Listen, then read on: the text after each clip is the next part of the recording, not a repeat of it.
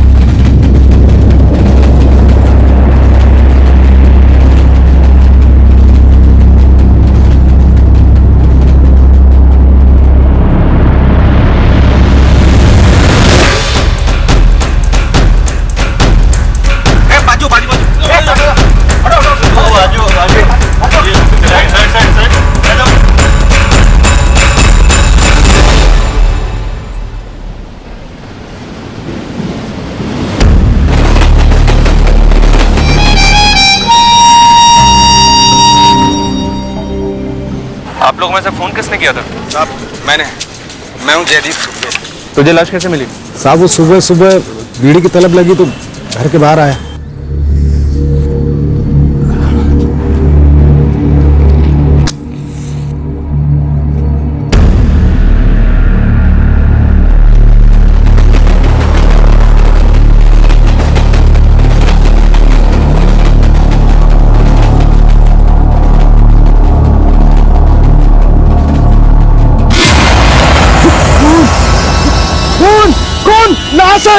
लाश है कौन? ये बच्चा इसी बस्ती का है? साहब इसके पहले तो मैंने इसको यहाँ कभी नहीं देखा। तुम लोगों में से कोई जानता है इस बच्चे को? आप जानते हैं?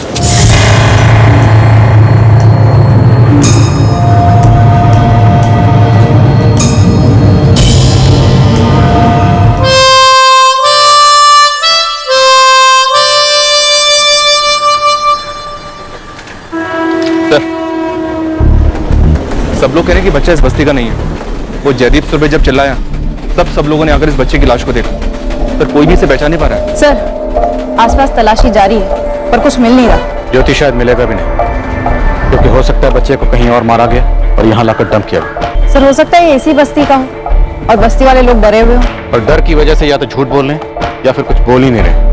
वजह जो भी है, हम कुछ भी रूल आउट नहीं करें।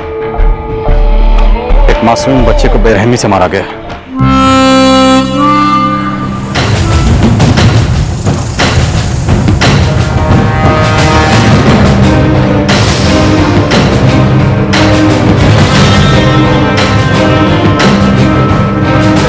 एग्जैक्ट उम्र तो इस वक्त नहीं बता सकते हम। बच्चा 12 से 15 के बीच होगा। हम उसका फोटोग्राफ भेज रहे हैं। आप हर मिसिंग कंप्लेंट के साथ उसको मैच कीजिए।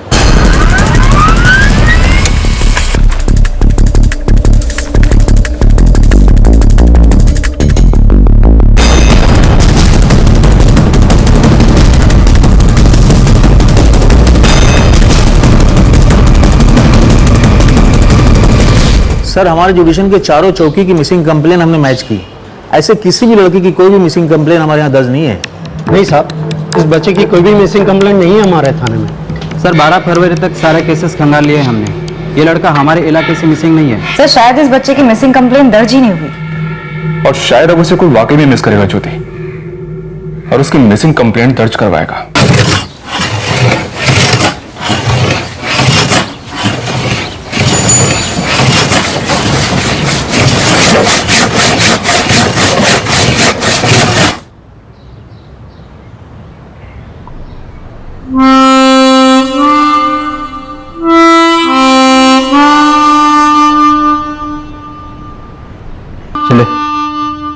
किडनैपिंग के जितने केसेस हैं सारे ढूंढ निकालो। कोई भी ऐसा केस जिसमें फिरौती ना पहुंची हो या फिरौती पहुंची हो फिर भी बच्चा लौटाया नहीं गया, एक एक केस ढूंढ निकालो।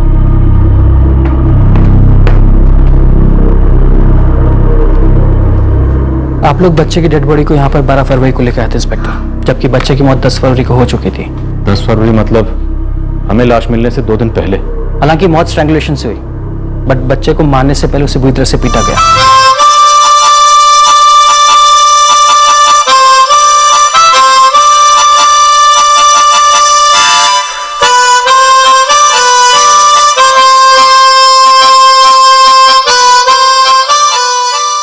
कोई सेक्सुअल असॉल्ट?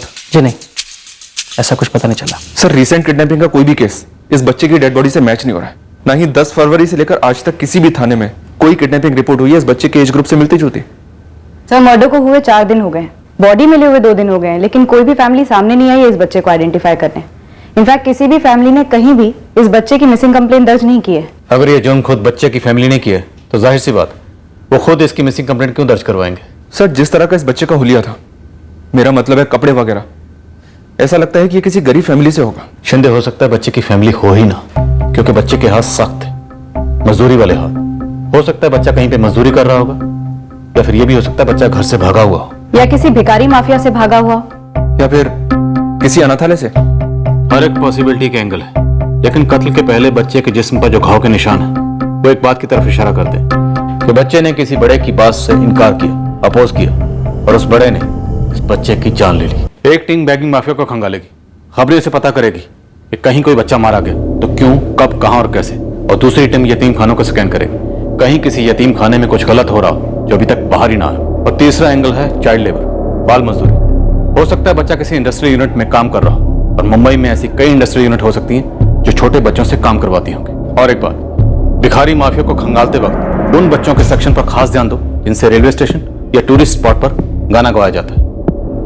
बच्चे के पास माउथ ऑर्गन थी। ज्योति, शिंदे, देखने में ये केस भले ही ब्लाइंड लगता हो, लेकिन हमें किसी भी सूरत में बच्चे की शिनाख्त करनी, इस केस की तह तक जाना है।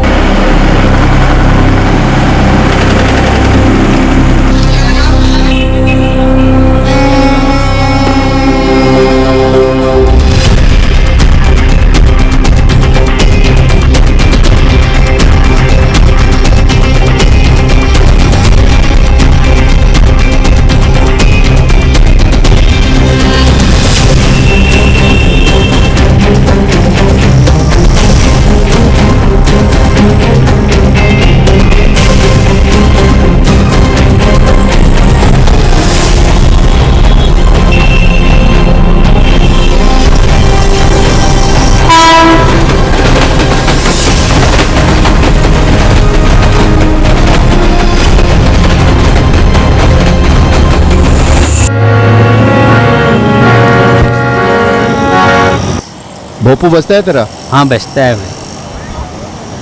अब जा, पौनी का टाइम है। इसको देख ध्यान से। नहीं देखा, देखता भी है तो कौन याद रखता है साला इधर। चल चल, अब दिमाग की दही मत कर, चल भाई चल। बेटा इसको कभी देखा है? इसे तो कभी नहीं देखा।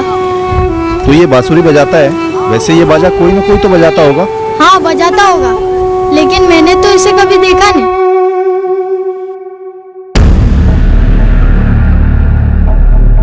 मैडम, यहाँ तो कोई गायब होता नहीं, और अगर हमारे अनाथालय से कोई गायब हो भी जाता है तो हम सबसे पहले आपके पास आते हैं। बहुत अच्छी बात है ये तो, लेकिन अब पुलिस यहाँ आई है तो उसे अपना काम करने दीजिए। बच्चों को असेंबल कीजिए, उनसे पूछेंगे हम।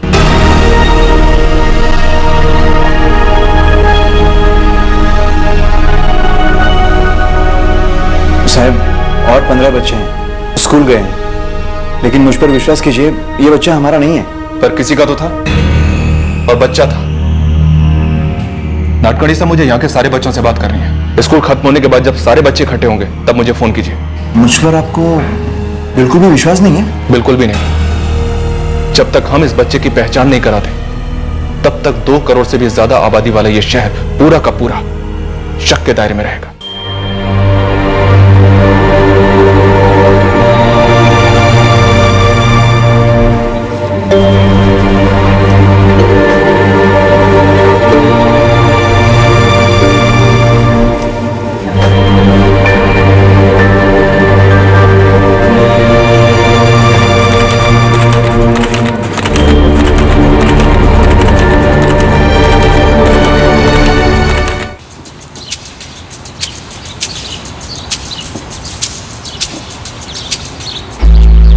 नहीं सर, हमारे इंडस्ट्रियल यूनिट में तो मैंने इसे नहीं देखा है। तो कहाँ देखा है? मेरा मतलब है मैंने इसे पहले कभी नहीं देखा है। मतलब तुम्हारी यूनिट में जो बच्चे काम करते हैं ये उनमें से नहीं है। वैसे कितने बच्चे काम करते हैं यहाँ?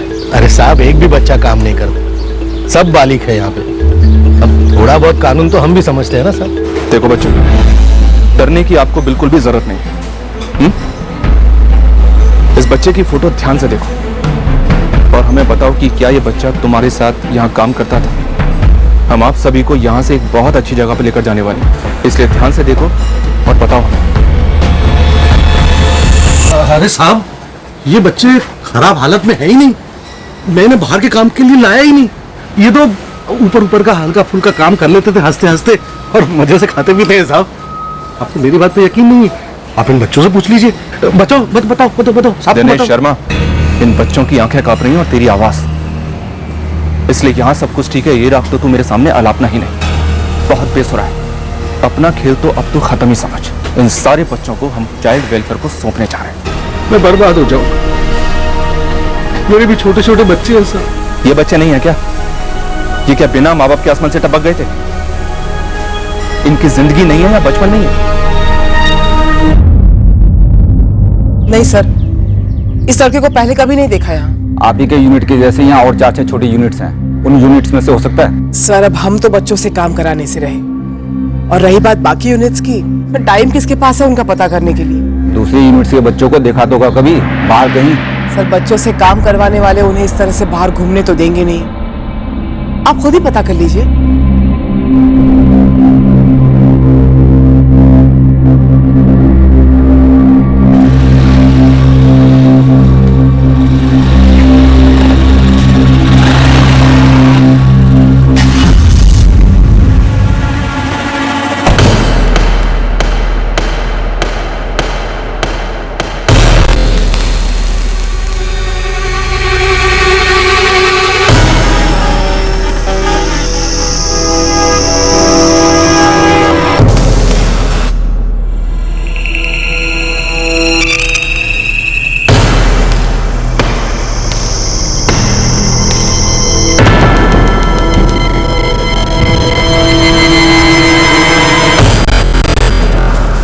लेकिन तू मुझसे क्यों पूछ रहा है?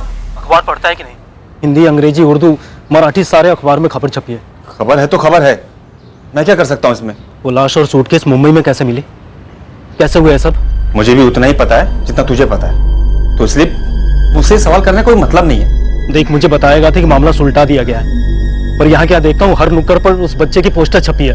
मुझे भी लगा था मामला दब गया है, लेकिन वो पुलिस हो या कोई भी हो, मुझे नहीं लगता वो पता लगा पाएंगे कि बच्चा कौन था। लेकिन ऐसा नहीं होना चाहिए था, बिल्कुल नहीं होना चाहिए था।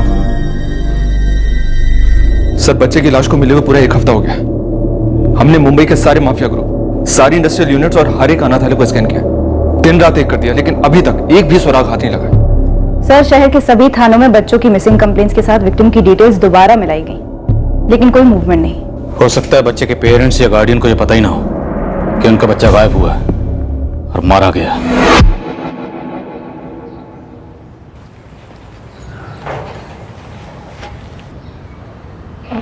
देखो जी, अम्मा की हालत कैसी खस्ता हुई पड़ी है, तुम सुन्न पड़ी रहती है हर वक्त। कहीं कुछ कम ज्यादा हो गया तो लेने के देने पड़ जाएंगे। अब हम क्या कर सकते हैं पार्वती? अब जो हुआ है वो नसीब का लिखा है, हम तो नहीं लिख दिए थे ना। और देखो, ज्यादा परेशान होने की जरूरत नहीं है। सालों पहले बाबूजी जब गुजरे थे तब भी अम्मा का यही हाल था। हम तो सोचे थे कि कभी निकल ही नहीं पाएंगे, लेकिन जिंदगी में इतने दुख दर्द देखने थे, इतनी जिम्मेदारियां थी कि संभल गई। आशा करो कि इस बार भी संभल जाए। और कब तक ऐसे ही रहेंगी? हमसे तो उनका चेहरा देखा नहीं जाता। अरे हम भी उनका कहाँ सामना कर पाते हैं, लेकिन जो इस दुनिया से जा चुका है उसको भुलाकर आगे बढ़ना ही पड़ता है। यही जीवन है ना।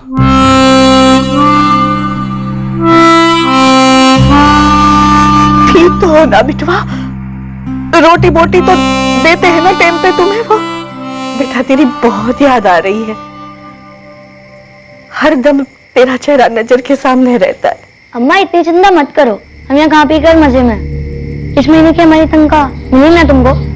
मिली रे, पर तू कब मिलेगा?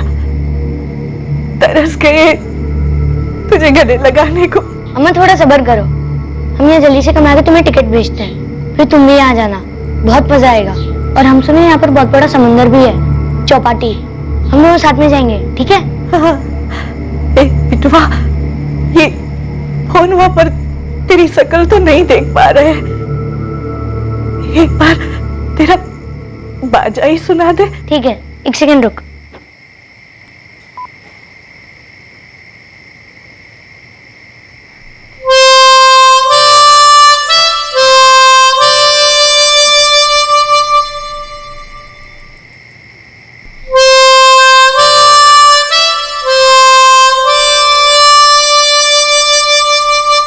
सर, बच्चे की लाश को सूटकेस में डालकर एक बस्ती में डंप कर दिया गया। काफी हाथ पैर मारने पर भी हमें इस बच्चे के बारे में एक भी सुराग हाथ नहीं लग पाया है। तो कहीं ऐसा तो नहीं कि इस बच्चे की बॉडी को मुंबई के बाहर से लाया गया हो और यहाँ लाकर ठिकाने लगा दिया? ज्योति का पॉइंट वैलिड तो है सर, क्योंकि उर्मीपाड़ा का डंप जहां पर हमें बच्चे की लाश मिली बोरीवली स्टेशन के काफी नजदीक है, ऑलमोस्ट लगा हुआ है।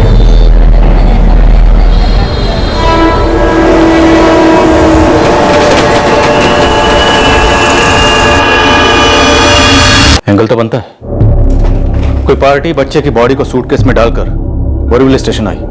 बोरीवली स्टेशन पर उतरने के बाद सबसे नजदीक उर्मीपाड़ा के एरिया में सूटकेस को डंप किए और 9-11 हो गए। तो पूरे चांसेस हैं कि बोरीवली स्टेशन के किसी प्लेटफॉर्म के सीसीटीवी कैमरे में उनकी तस्वीरें कैद हुई होंगी। सर, वो बड़ा ब्लैक सूटकेस आइडेंटिफाइबल है। मैं बोरीवली स्टेशन के सारे सीसीटीवी फुटेजेस चेक कराती हूँ, शायद वहां से कोई क्लू मिले। सर, इस बच्चे की लाश मिली हमें 12 फरवरी की सुबह, लेकिन पोस्टमार्टम रिपोर्ट के मुताबिक इसका कत्ल हुआ 10 फरवरी को। तो स्टार्ट करने के लिए काम कर सकते हैं। 10 फरवरी से लेकर 12 फरवरी की सुबह तक सारे फुटेजेस स्कैन करते हैं। इस बच्चे के बारे में पता लगाने के लिए हमें जो कुछ भी करना पड़ेगा करेंगे। गरीब घर का बच्चा था तो क्या हुआ, था तो ये भी किसी का अपना, किसी के जिगर का टुकड़ा, जिसे इस तरह बेरहमी से मारकर अपनों से और खुद की जिंदगी से अलग कर दिया गया। ज्योति, शिंदे, हमें किसी भी सूरत में इस बच्चे की शिनाख्त करनी है और इस केस को क्रैक करना है। वो इसलिए क्योंकि अगर हमने ये केस क्रैक ना भी किया तब भी किसी को कोई फर्क नहीं पड़ने वाला। क्यों? क्योंकि ये गरीब बच्चा है। लेकिन अगर यही बच्चा मिडिल क्लास फैमिली का होता तो मीडिया हमारे पीछे पड़ा होता, हाई क्लास का होता तो पॉलिटिशियन हमारा खून चूस रहे होते। लेकिन इस बच्चे के लिए ना तो ऊपर से कोई फोन बजा है, ना ही नीचे से कोई मंत्री ट्रांसफर की धमकी देकर गया। मीडिया में भी इस बच्चे को लेकर कोई शोर शराबा नहीं। हमारे ऊपर कोई दबाव नहीं है इस केस को स्लो डाउन करने का या जल्दी सॉल्व करने का। दबाव है तो सिर्फ मॉर्ग रूम में पड़ा हुआ उस बच्चे का मासूम शांत चेहरा, और यह दबाव बहुत भारी है।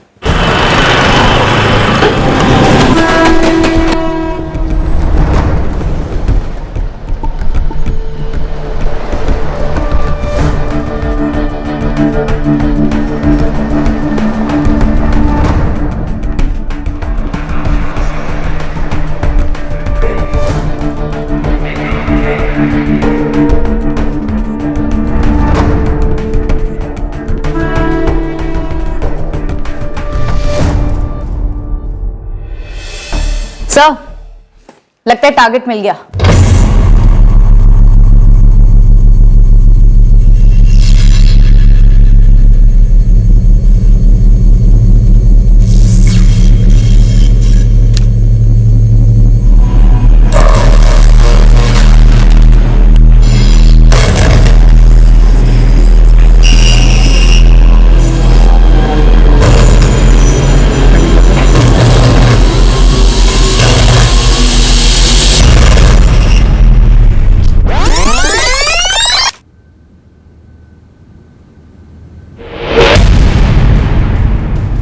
कहां से आ रहा था? सर, ये 10 फरवरी की सुबह 7:15 बजे की प्लेटफॉर्म नंबर 5 की फुटेज है। बोरीवली में कुल मिलाकर 8 प्लेटफॉर्म्स हैं। हर एक के सीसीटीवी फुटेज को बारीकी से स्कैन किया गया, ये पता लगाने के लिए कि ये कौन सी ट्रेन से उतरा होगा, पर ये किसी भी ट्रेन से किसी भी बोगी से उतरता हुआ नहीं दिखाई देता। इसके बाद 10 की पूरी रात, 11 की पूरी सुबह, रात और 12 की सुबह तक की हर फुटेज चेक की गई, पर ये किसी ट्रेन में वापस चढ़ता हुआ नहीं दिखाई देता। सर, बोरीवली स्टेशन के प्लेटफॉर्म नंबर 1 से इस आदमी की मूवमेंट मैंने पर्सनली रिक्रिएट की।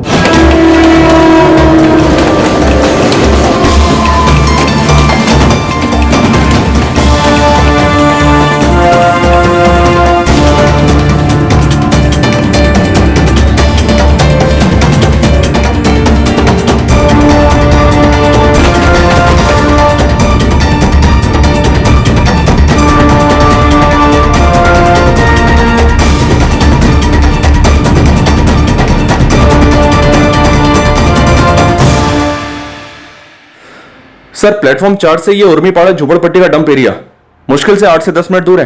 ये एक रहस्य जैसा ही है सर कि ये आदमी बोरीवली स्टेशन कैसे आया, किस गाड़ी से आया और किस शहर से आया। इसे जरा देखो, एक बार सीसीटीवी कैमरे की तरफ इसका लुक जाता है, फिर ये अपना चेहरा छुपाता है। जाहिर सी बात है, इसे मालूम है कि इस प्लेटफॉर्म पर सीसीटीवी लगा हुआ है। पर सर स्टेशन के हर प्लेटफॉर्म पर कई सीसीटीवीज इंस्टॉल्ड है और सभी के सभी काम कर रहे हैं। फिर ये कैसे हर सीसीटीवी को बाईपास करता हुआ यहाँ तक पहुंचा और फिर इस सीसीटीवी में कैप्चर हो गया? तुम्हारा पॉइंट वैलिड है ज्योति, पर उसे बाद में एक्सप्लोर करेंगे। फिलहाल एक टीम रेडी करो, 10 और 11 फरवरी की फुटेज को रीस्कैन करने के लिए कहो बारीकी से। पॉसिबिलिटी है कि कोई और पार्टी इस सूटकेस को लेकर आई हो, इसने सिर्फ डंप किया। हमें करना यह है कि हम इस आदमी के पीछे जाएंगे और किसी भी सूरत में से ढूंढ के रहेंगे। पूरे देश में मैनहंट लॉन्च करेंगे। ये बंदा मुंबई आया, बॉडी डंप की, तो जाहिर सी बात है इसका मुंबई में कोई ना कोई कनेक्शन जरूर होगा, कोई रिश्तेदार या कोई दोस्त। और वह बच्चा मुंबई के बाहर का हो सकता है, इसलिए उसकी तस्वीरें जिपनेट के सभी ग्रुप्स पर अपलोड करो।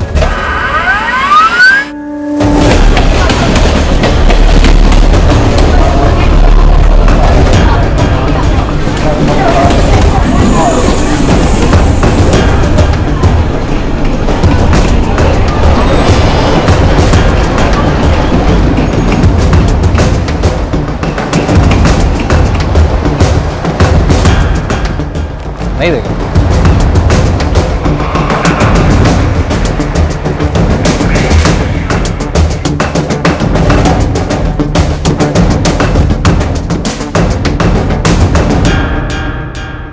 पूरा एक हफ्ता हमारी टीम्स और खबरी नेटवर्क उस आदमी की तस्वीर को लेकर पूरे बोरीवली स्टेशन पर और उसके आसपास बस स्टैंड, रिक्शा स्टैंड और ऑटो स्टैंड पर घूमते रहे। बस सबने यही कहा, नो, हम इस आदमी को नहीं जानते, हमने इसे पहले कभी नहीं देखा।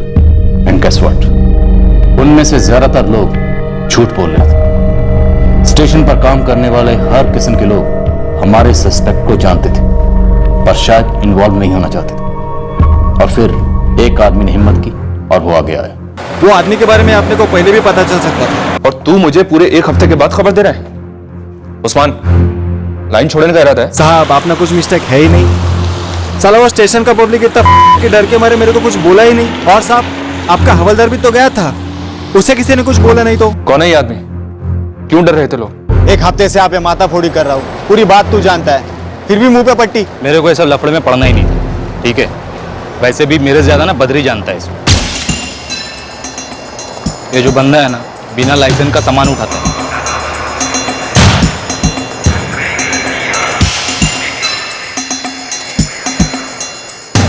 नाम पता फोन नंबर इस बंदे का? उसका नहीं है, बदरी का है, देता हूँ। हाँ दे दे। पता ही होगा, इस आदमी ने एक बच्चे की लाश सूटकेस में डालकर उर्मीपाड़ा फेंक दी। यही खूनी हो सकता है। और तुम लोग एक चुप रहे। हाँ, तभी कोई मुंह नहीं खोल रहा ना। अबे लफड़े में किसको पड़ना है? उस्मान, लोग अगर डरे भी हैं तो भी मुझे इस बात की कोई परवाह नहीं। और ये जो तेरा बदरी है ना, उसे जितनी जल्दी हो सके मेरे सामने लाकर खड़ा कर दे, नहीं तो मैं तेरी खटिया खड़ी कर दूंगा। साहब, ये उमेश अपना दोस्त है, उसका नाम वाम तो नहीं आएगा ना? उसे भी लेकर आ। अगर वो बेगुनाह है तो उसे कुछ भी नहीं होगा, मैं गारंटी देता हूँ। साहब मेरे को खाली उसका नाम मालूम है साहब, राजू सिंह नाम है उसका, ये बद्री का दोस्त है साहब। अबे उमेश कुछ भी मत बोल यार साहब, कोई दोस्त वोस्त नहीं है मेरे राजू सिंह। हाँ बस 2-4 बार एक ही बात हुई थी उससे। कौन सी बात? यही कि बच्चा कैसे उठाने का? नहीं साहब, सामान उठाने के बारे में। मैं हर टाइम उसको यही समझाता था, एक तो लाइसेंस नहीं, ऊपर से विरार से यहाँ आता था बोरीवली, हम लोग के ग्राहक लोग को कम पैसे में ले जाता था। विरार में ये राजू किधर रहता है? साहब कसम से कुछ नहीं मालूम, बस यही सब मालूम था जो आपको अभी बताया। विरार से यहाँ आता था बोरीवली, पहली ट्रेन से। ये अपने स्टेशन के बाहर वाला रिक्शा स्टैंड है ना, वहीं बैठा रहता है। जैसे कोई पार्टी आई सामान उठा लेता है। साहब बात यह कि हम लाइसेंस वालों का एक फिक्स रेट होता है, पर ये उससे कम में सामान उठा लेता है। विरार में ये किसके साथ रहता था? कोई और ऐसा है जो उसको जानता हो? साहब जो कुछ मालूम था सब बता दिया, और कुछ मालूम होता तो क्यों नहीं बताता? क्योंकि पिछले एक हफ्ते से राजू सिंह की तस्वीरें हमने स्टेशन पर लगा रखी हैं, जो कि तुम लोगों ने देखी होंगी, पर तुम लोग बताने सामने नहीं आए। देखिए मैडम, मर्डर का मामला है, सब लोग डर गए होंगे साहब, जैसे मैं डर गया। और साहब हमारी आपस में बात भी हुई, कोई भी उसके नाम से ज्यादा कुछ नहीं जानता है। वो तो खाली बद्री ही है साहब जो जानता है कि वो विरार से आता है।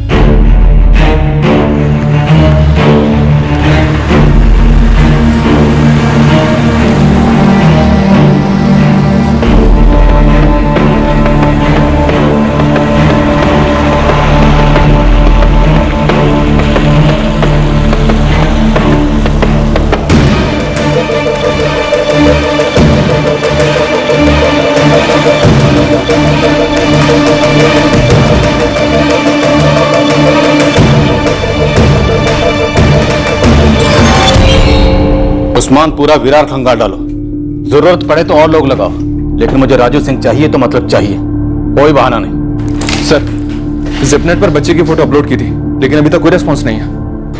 सर, हर एक स्टेट हेडक्वार्टर से खास रिक्वेस्ट की गई है कि वो हर एक छोटे से छोटे गांव और कस्बे में एक लोकल पुलिस थाने में बच्चे की फोटो डिटेल्स भेज दी जाएं। इस राजू सिंह की कोई हिस्ट्री मुंबई में तो नहीं है सर। मुंबई के हर थाने में इसकी फोटो डिटेल्स भेजी थी, लेकिन इसकी कोई हिस्ट्री नहीं है। ज्योति, सीसीटीवी स्कैन सर जारी है, 2 टीम्स लगी हुई हैं। एक टीम 10 फरवरी का फुटेज स्कैन कर रही है और दूसरी 11 का। वैसे जब से पता चला है कि ये राजू बिना लाइसेंस वाला कुली है, वो इन 2 दिन की और उससे पहले की भी फुटेज में कई बार पब्लिक का सामान उठाते हुए दिखाई दिया है। 3 हफ्ते गुजरने के बाद भी बच्चे की कहीं भी कोई मिसिंग कंप्लेंट दर्ज नहीं हुई, तो मतलब साफ है बच्चा मुंबई के बाहर का है, किसी दूर दराज के इलाके का। और इस मासूम के माँ बाप को पता भी नहीं है कि उनका बच्चा इतनी बेरहमी और बेदर्दी से मारा गया है।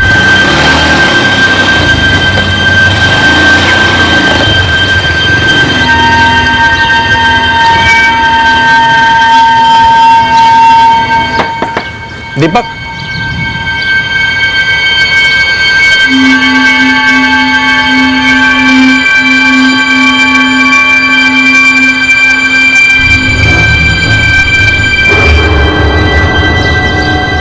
$50,000 है, गिन लेना।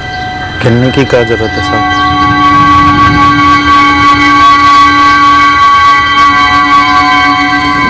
पूरे 3 दिन डे और नाइट करने के बाद पता चला ये राजू सिंह रहता कहाँ था। रहता था मतलब अब नहीं रहता, लेकिन उसका कोई खोली पार्टनर है योगेश, वो है वहीं पर।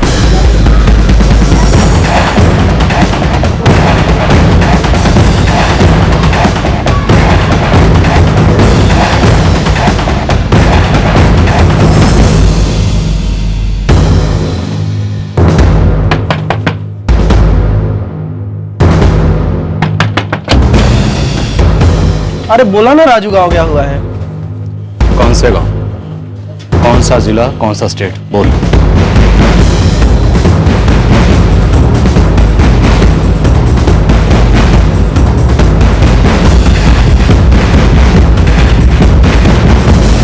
साहब मुझे अभी भी यकीन नहीं हो रहा है कि राजू ऐसा कुछ कर सकता है। तू अपने यकीन की पुड़िया बना के अलमारी में रख।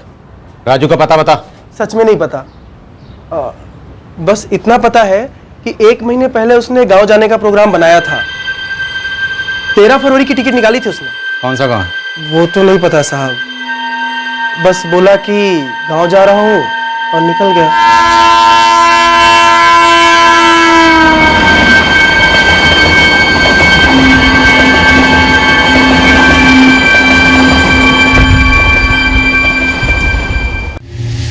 पूरे घर में राजू का एक भी सामान नहीं दिख रहा है।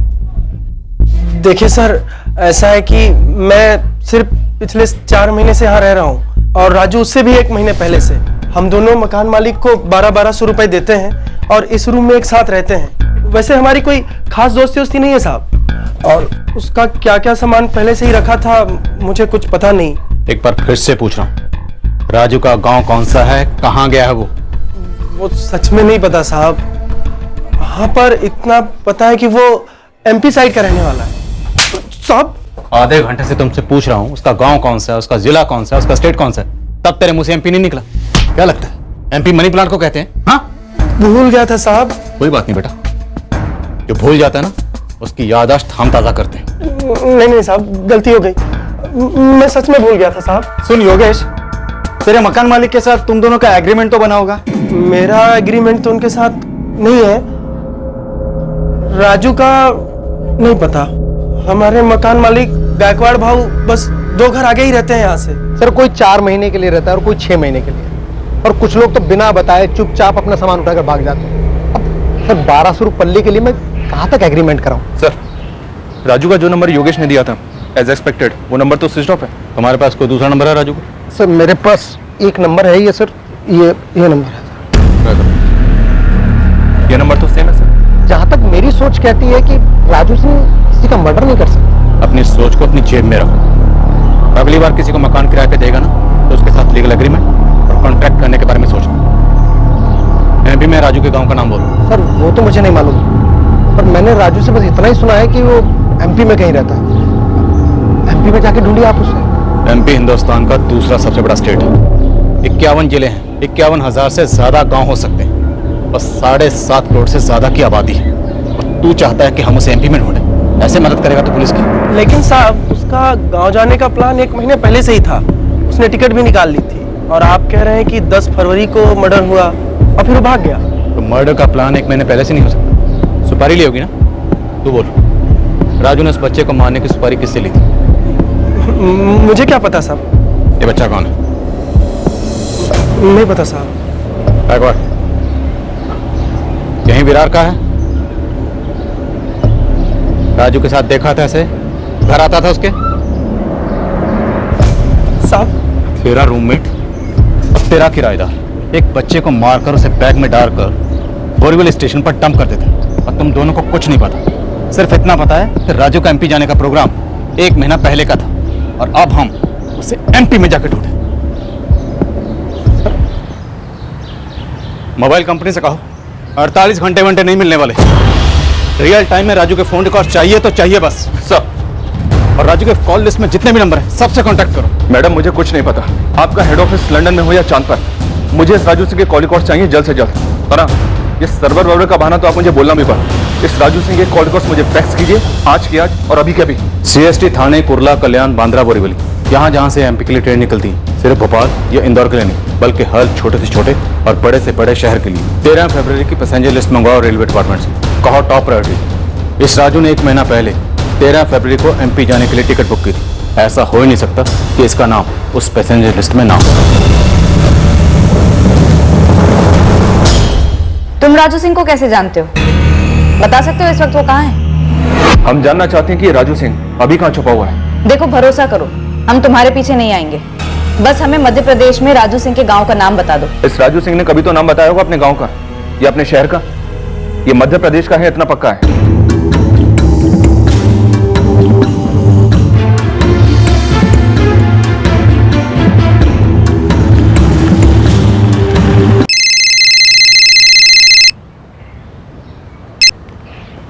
हेलो, कौन बोल रहा है?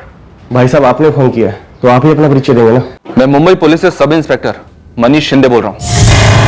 साहब मेरा नाम भूषण है। एक राजू सिंह है तुम्हारे मध्य प्रदेश का।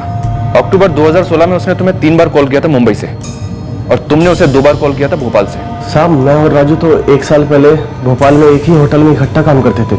हम दोनों क्लीनर थे वहाँ पर। भोपाल में राजू का एड्रेस क्या है? साहब वो तो इस वक्त मुंबई में होगा। 13 फरवरी को उसने मुंबई से मध्य प्रदेश जाने के लिए ट्रेन ली। भोपाल में उसका एड्रेस कहाँ है? साहब वो भोपाल में नहीं रहता, उसका घर तो भोजपुर में है। यहाँ से करीब 30-40 किलोमीटर होगा और उसके परिवार वाले भी हैं वहाँ पर। भोजपुर में कहाँ? साहब वो तो पता नहीं। हमें विक्टिम बच्चे की तस्वीर और सस्पेक्ट राजू सिंह की तस्वीर मिल चुकी है। हम पूरे भोजपुर में ये पता लगाने की कोशिश करते हैं कि बच्चा कहाँ से है और ये राजू सिंह का पता क्या है। आप हमें थोड़ा सा वक्त दे दीजिए। अनिल वही तो हम आपको नहीं दे सकते। हमें बच्चे की बॉडी मिले हुए 1 महीना हो गया और हमारे पास इस राजू के अलावा और कोई लीड नहीं है। अब जाके पता चला कि ये आपके भोजपुर का रहने वाला। अपने सबसे सही बंदों को काम पर लगाइए और ढूंढ निकालिए इस राजू सिंह को। यस सर, बिल्कुल हो जाएगा। एक बार ये राजू सिंह भोजपुर पुलिस के हाथ लग जाए और हमारे हाथ स्मूथ ट्रांसफर हो जाए तो बहुत सवाल हैं इस राजू सिंह के लिए। हॉस्पिटल से फोन आया था सर, वो लोग पूछ रहे हैं कि बच्चे की बॉडी अभी भी रखनी है या बच्चे का DNA, उसके कपड़े, बाकी की चीजें प्रिजर्व करके उसका अंतिम संस्कार करना। नहीं शिंदे, जब तक बच्चे का नाम पता नहीं चल जाता, उसके माँ बाप का पता नहीं चल जाता, ये पता नहीं चल जाता कि बच्चा कहाँ से था, कौन था और क्यों मारा गया, बच्चे का अंतिम संस्कार नहीं किया जाएगा।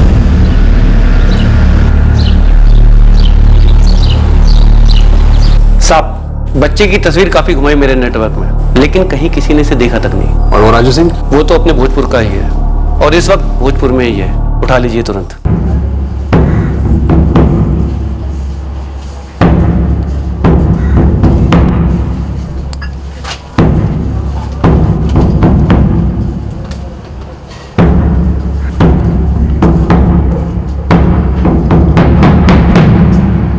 वो शांति से रोजमर्रा की जिंदगी बसर कर रहा है।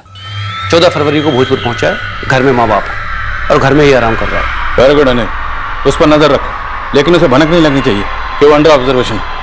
हम लोग जल्दी निकल रहे हैं।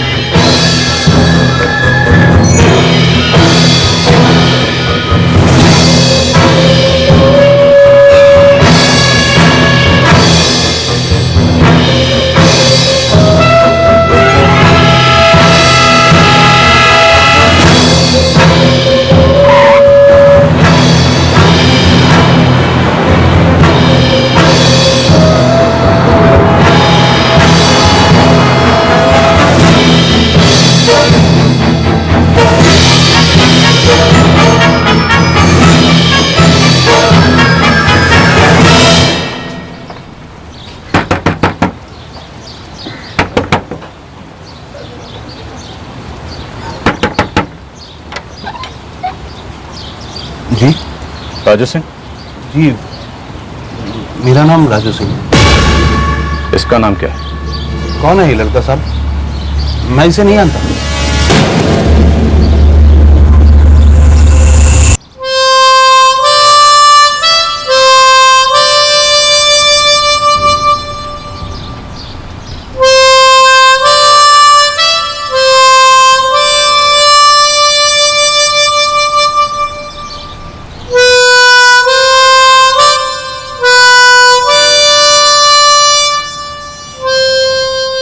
राजू ने खुद से इस बच्चे को मार डाला था या किसी और के लिए काम किया था? आपने उन दुकानों की फुटेज स्कैन की जहां से उसने वो बैग खरीदी हुई हो?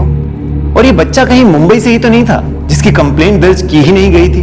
बच्चे की मिसिंग कंप्लेंट दर्ज न करवाने के पीछे एक कड़वा सच था, एक ऐसा सच जिसका सामना हमने पहले कभी किसी केस में नहीं किया था। और ये राजू सिंह, इसकी संगीन जुर्म में भूमिका काफी संदेहपूर्ण थी। वो बच्चा क्यों मारा गया, कैसे मारा गया, और राजू सिंह ने इस बच्चे की बॉडी को सूटकेस में डालकर उर्मीपाड़ा में क्यों डंप किया और कैसे डंप किया? कौन है ये लड़का साहब? मैं इसे नहीं जानता।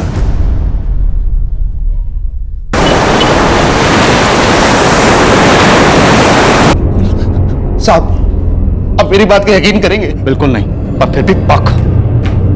साहब, मैं इस बच्चे को नहीं जानता हूं साहब, मैंने इसका चेहरा तक नहीं देखा साहब। तूने एक अनजान बच्चे को उठाया, उसकी शक्ल तक नहीं देखी, लेकिन गला दबाकर उसे मार दिया और कचरे में फेंककर भाग गया। क्यों? किसने सुपारी दी थी या तेरे दिमाग में कचरा भरा था? और कितने बच्चों को मारा था? बोल बोल साहब, जो हुआ है मैं सब बोलूंगा, पर साहब ये सच है, मैं इस बच्चे को नहीं जानता हूं साहब। सच में कुछ नहीं साहब। वो बच्चा कौन था और तूने उस बच्चे को क्यों मारा? मैंने नहीं मारा साहब, मुझे नहीं पता। मैं आप लोगों से इतनी बात बोल रहा हूं, आप लोग मेरी बात सुन ही नहीं रहे। चल दोबारा बोल। सर ये ऐसे नहीं बोलेगा, इसे पीट कर सूटकेस में बंद करके कई घंटों के लिए छोड़ देते, तब इसकी अकल ठिकाने आएगी। ठीक है मैडम, जितना मर्जी उतना मार लो, पीटो, सूटकेस में बंद कर दो, मैं वही बोलूंगा जो मैंने किया है और जो मैं जानता हूं, और यही सच है। सच ये नहीं, सच ये तस्वीर है। देख इसमें, ये तू ही है ना? सीसीटीवी कैमरे से छुपने की कोशिश कर रहे, और तेरे हाथ में वो सूटकेस था जिसमें बच्चे की लाश थी। मैं तब मना कर रहा हूँ कि साहब मैं नहीं हूं साहब, लेकिन साहब उस वक्त साहब मुझे ये नहीं पता था कि इस सूटकेस के अंदर लाश है साहब। साहब मुझे बस ये लगा था कि इसमें तगड़ा माल है साहब।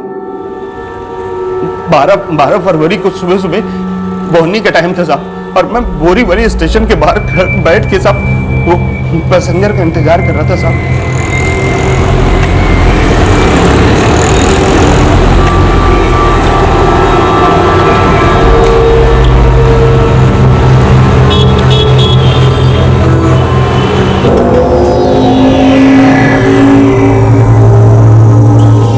कुली साहब, हाँ लाइए, सामान ले लूं? हाँ ले लो।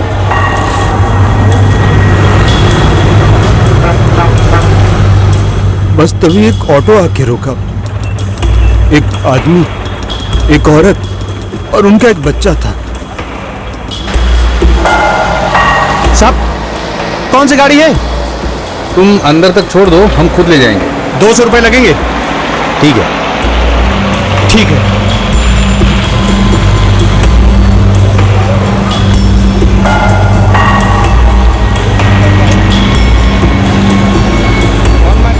एक मिनट रुको भाई, एक मिनट। क्या हुआ साहब? तुम लोग यहीं रुको, मैं टिकट निकाल के आता हूँ। बिना रिजर्वेशन की जा रहे हैं क्या? कौन सा गाड़ी बोलो तो मैं सीट पकड़ के देता हूँ आपको। नहीं नहीं नहीं नहीं, उसकी कोई जरूरत नहीं है, मैं खुद टिकट निकालूंगा। तुम रुको यहाँ।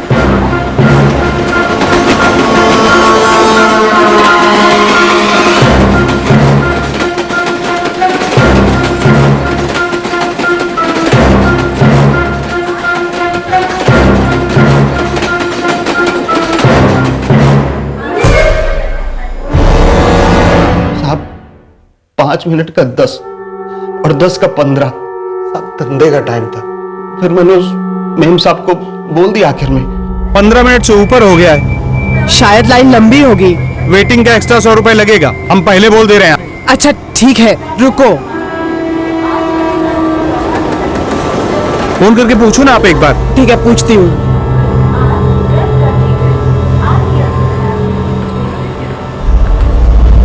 कितनी देर लगेगी? कुली यहाँ पे 100 रुपए एक्स्ट्रा मांग रहा है वेटिंग के। अरे पहले ही बोला था आपको कि छुट्टे पैसे अपने पास रखा कीजिए, मैं देती हूँ आकर। ठीक है भैया, वहाँ पर उनके पास छुट्टे पैसे नहीं, मुझे जाकर देना पड़ेगा। आप यहीं रुकना, आप अपने 100 रुपए वेटिंग का ले लीजिएगा। जल्दी आना मैडम। हाँ ठीक है, आ रहे हैं।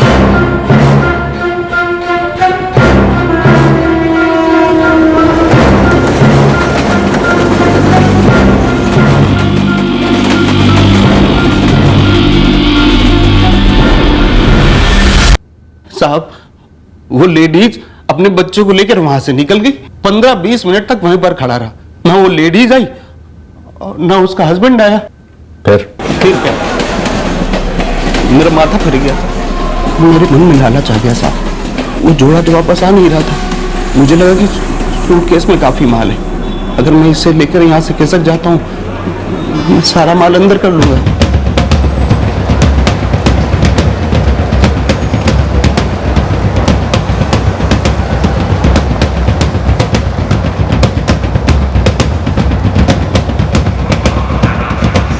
फिर मैं ब्रिज पे चढ़ गया और वहां से प्लेटफॉर्म नंबर 4 की तरफ गया और वहां से पटरी में उतर गया था।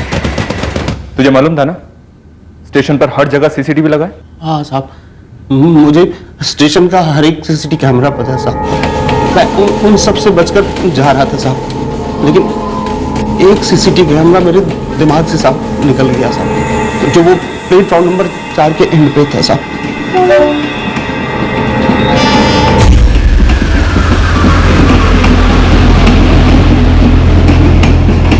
स्टेशन से जैसा निकला साहब ना, तो पीछे मुड़ के देखा नहीं, चलता चला गया बस सुनसान जगह की तलाश में कि बस फटाफट जाऊंगा, सूटकेस खोलूंगा, जो काम का सामान होगा वो निकाल लूंगा और सूटकेस वहीं फेंक के निकल लूंगा।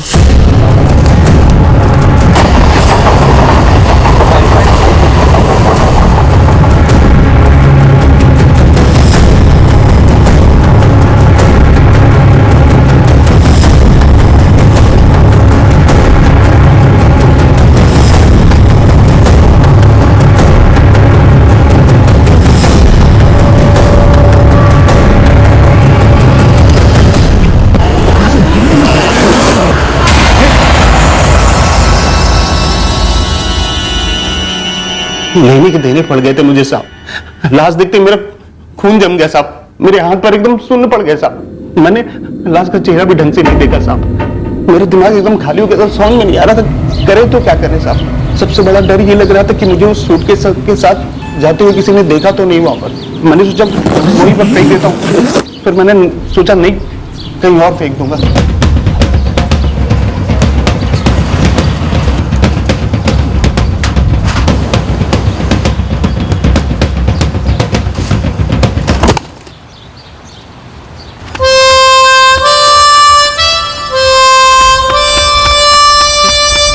मुझे नहीं पता था साहब वो कौन सी चौल है साहब। मेरे दिल में ऐसा धड़क रहा था साहब ना, मुझे लगा कि बस फट जाएगा साहब। मैंने आओ देखा ना था उधर ही फेंक दिया साहब और वहां से भाग खड़ा हुआ साहब। अपने माँ बाप की कसम खा के कहता हूँ साहब, मुझे नहीं पता था उसमें कौन सा बच्चा कौन है वो। मुझे किसी लफड़े में नहीं पड़ना था साहब। मैं घर लौटा और ऐसा लग रहा था जैसे साला कोई बुरा लंबा सपना देखा। थोड़ी देर के बाद थोड़ा संभल गया, तब उस जोड़े का पूरा प्लान समझ में आया। वो लोग लाश ठिकाने लगाने ही आए थे, इसीलिए वापस नहीं आए। तब समझ में आया कि स्टेशन के अंदर जाने के लिए 200 रुपए मैंने बोला तो हाँ बोल दिया। वेटिंग का मैंने एक्स्ट्रा 100 रुपए बोला तो बोले हाँ ले लेना। कोई भी पैसेंजर थोड़ी बहुत तो मोल भाव करता है, इन लोगों ने एक भी नहीं किया, क्योंकि इनका प्लान अलग ही था। न तो पैसे देने का था और न सूटकेस वापस लेके जाने का था। अच्छा खासा बकरा बना दिया साहब मेरा। और तू बेचारा बकरा अगले दिन 13 फरवरी को अपने गांव भोजपुर भाग गया, ये सोचकर कि पुलिस भी बकरा है, तो तक कभी पहुंच ही नहीं पाएगी। नहीं साहब नहीं, 13 तारीख का टिकट मैंने साहब 1 महीने पहले एडवांस में बुक करा लिया था साहब। मुझे साहब उसी दिन जाना था साहब।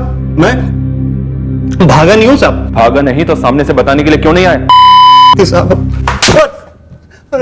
असल में तेरी अगर तूने सब कुछ सच सच नहीं बताया, बोल वो बच्चा कौन था, कहां मारा गया, कैसे मारा गया, क्यों मारा गया?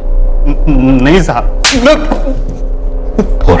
1 मिनट के लिए साहब लालच आ गया था, उसी की कीमत चुका रहे हैं यहाँ पर साहब। कीमत तो तू अब चुकाएगा, वो भी ठुकाई में, बिना किसी मोल भाव के। अरे साहब मैं बस सच में बकरा बन गया हूँ साहब। बकरा नहीं बे, तू लोमड़ी है और बकरे की खाल पहनकर बकरा बनने की नाकाम कोशिश कर रहा है। और इस लोमड़ी के अंदर जो सच छुपा है ना, तेरी खाड़ उधेड़ के हम बाहर निकालेंगे। मैंने कुछ नहीं किया साहब, मैंने कुछ नहीं किया साहब। मैंने लाश देखते सूटकेस बंद कर दिया था साहब।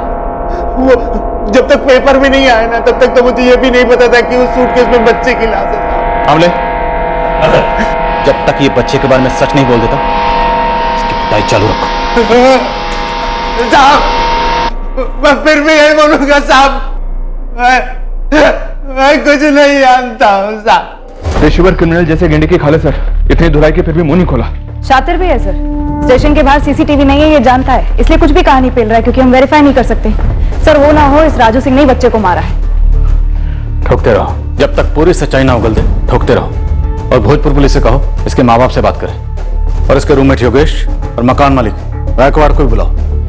एक बार ये समझ में आ जाए कि बच्चे के साथ इसका कनेक्शन क्या है, तो बाकी चीजें अपने आप फॉलो होंगी। साहब मैं आपको पहले ही बता चुका हूँ कि राजू का उस बच्चे के साथ क्या ताल्लुक था मुझे नहीं पता साहब। मैंने राजू के साथ उस बच्चे को या फिर किसी भी बच्चे को कभी नहीं देखा साहब, सच बोल रहा हूँ साहब। 5 महीने तक आपके यहाँ किराएदार था वो, ऐसा कैसे हो सकता है कि आपने उस बच्चे को कभी राजू के साथ ना देखा हो? कहीं आप भी तो शामिल नहीं है इसमें? नहीं मैडम, कैसी बात कर रही हैं आप? मैं तो बस वो एक खोली किराए पर देता हूँ, किराया आया या ना आया मैं तो लेने तक नहीं जाता। ऐसे में वहां पर क्या होता था क्या नहीं मुझे नहीं पता। कोई 5 महीने तक आपके घर में रहा हो, उसके साथ बच्चा रहा हो और आपने देखा नहीं है? मैडम अगर देखते तो आप साहब को पहले ही बता दिया होता। ये बच्चा कोई रिश्तेदार था या कोई पुरानी दुश्मनी थी इसके परिवार वालों से? नहीं साहब, हमने इस बच्चे को पहले कभी नहीं देखा। राजू बहुत अरसे से मुंबई में रहा है साहब, उसके पहले भोपाल में, अभी जाकर इतने सालों के बाद यहाँ घर पर रुका है साहब, लेकिन उसने भी हमें इसके बारे में कुछ नहीं बताया साहब।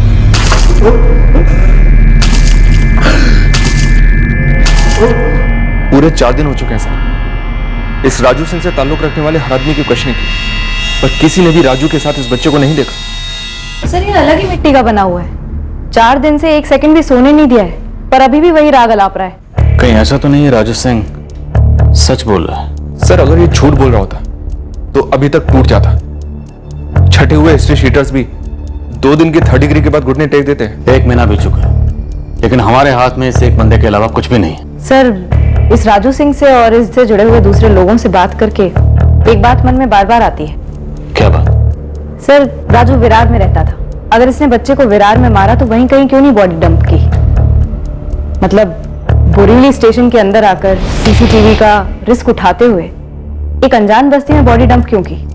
हो सकता है ये हमें गुमराह करने की कोई साजिश हो। सर हो सकता है कि ये राजू सिंह डायरेक्ट इन्वॉल्व ना हो इस केस में, इसने जो कहानी हमें सुनाई है उसमें थोड़ा बहुत सच भी हो सकता है कि इस लाश को ठिकाने लगाने के लिए इसे अच्छे खासे पैसे दिए गए और शायद जिसकी वजह से ये असली खूनियों को बचाने की कोशिश कर रहा हूं। राजू उठ उठ, आंख खोल। चल मान लिया तूने बच्चे को नहीं मारा, तूने सिर्फ लाश को ठिकाने लगाया।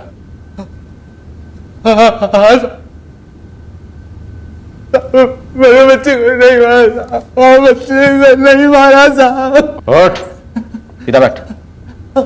अब ये बोल, बच्चे को किसने मारा और तुझे लाश ठिकाने लगाने के कितने पैसे मिले? मैं ऐसा, मुझे कोई पैसे नहीं मिले साहब। साहब मुझे वो 200 रुपए भी नहीं मिले जो जिसके कारण साहब मैं यहाँ पे हूँ साहब। मुझसे बहुत बड़ी गलती हो गई साहब। वो लाश ठिकाने लगाने के बजाय ना मुझे रेलवे पुलिस या आप लोगों को बता देना चाहिए था साहब। भगवान की कसम साहब, मैंने आज तक कोई जुर्म नहीं किया साहब। मुझे नहीं पता साहब वो लड़का कौन है। चल मान लेता हूं कि तूने बच्चे को नहीं मारा और ना ही तुझे बच्चे की लाश ठिकाने लगाने के लिए कोई पैसे मिले। उस कपल और बच्चे वाली बात भी मानता। उस कपल का हुलिया बता, कैसे दिखते थे? राजू, रिक्शे का नंबर या उसके ड्राइवर का हुलिया बता। साहब हर रोज रिक्शे वाले घोड़ों सवारी लाते और ले जाते साहब। साहब हर किसी का चेहरा कैसे याद रख सकते हैं साहब? चल छोड़ रिक्शे वाले को, हम हमारे स्केच आर्टिस्ट को बुलाते हैं। तो उन्हें उस जोड़े और उसके बच्चे का हुलिया बता देना, वो तस्वीर बना देंगे। बहुत टाइम निकल गया मैडम, अब मुझे कुछ याद नहीं मैडम, और ना तो चेहरे याद है और ना ही वो बच्चा याद है। लेकिन हाँ ये याद है कि वो खाते पीते घर के शरीफ लोग लग रहे थे। अबे कैसा आदमी है तू? हम तुझे इतना मौका दे रहे हैं तेरी खाल बचाने का, पर तू है कि उतरवाने पर लगा है। देख राजू, रोज रोज कोई सूटकेस में लाश उठवाने नहीं आता है जो तुझे उनके चेहरे याद नहीं आ रहे। क्या बोले जा रहे हो आप साहब? जब मैं सूटकेस उठा रहा था तो साहब मुझे थोड़ी पता था कि उसके अंदर बच्चे की लाश है साहब। अगर मुझे पता होता तो साहब मुझे उनके चेहरे याद होते ना, तो साहब मैं आप लोगों को बता के वो स्केच फोटो बनवा के साहब यहाँ से निकल जाता है ना अपने आप को बचा के। मैं सच में कह रहा हूँ साहब, मुझे उनके चेहरे नहीं आते साहब। फिर भी बैठाओ स्केच आर्टिस्ट के साथ और उस जोड़े की कहानी दोहराने के लिए कहो।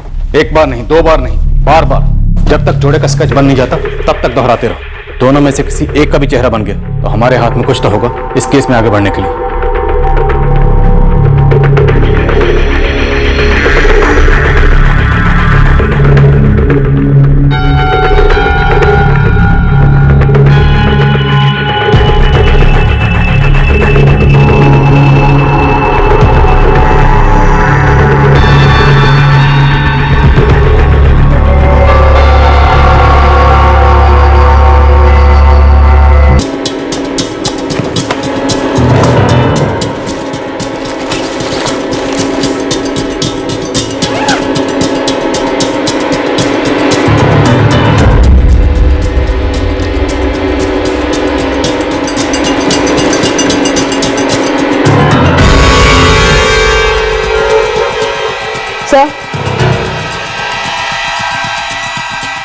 बेंजी, ये किसी दुकान का नाम तो नहीं लगता?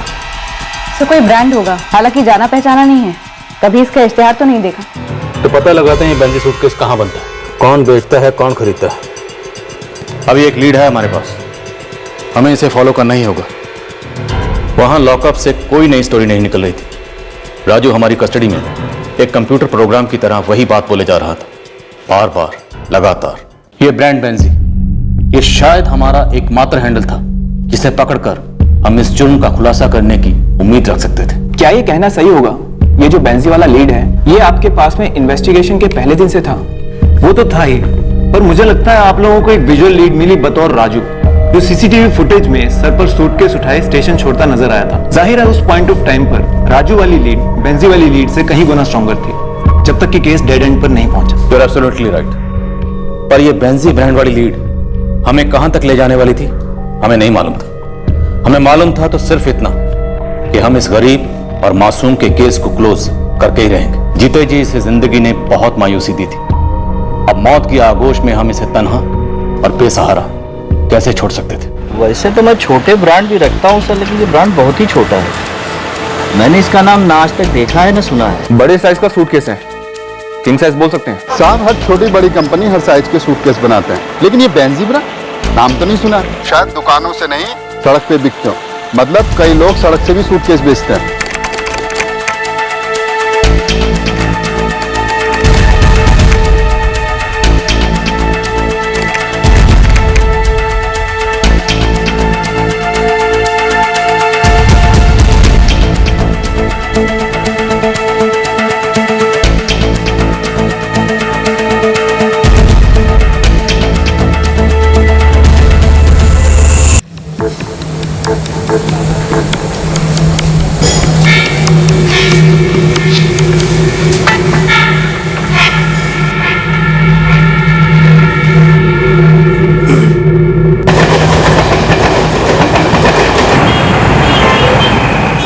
बड़ी तगड़ी फील्डिंग के बाद पता चला आपके इस बेंजी कंपनी के बारे में। शाबाश उस्मान, क्या ये बेंजी सूटकेस मुंबई में बनते हैं? नहीं साहब, मुंबई से लगकर भिवंडी है, छोटा सा यूनिट है।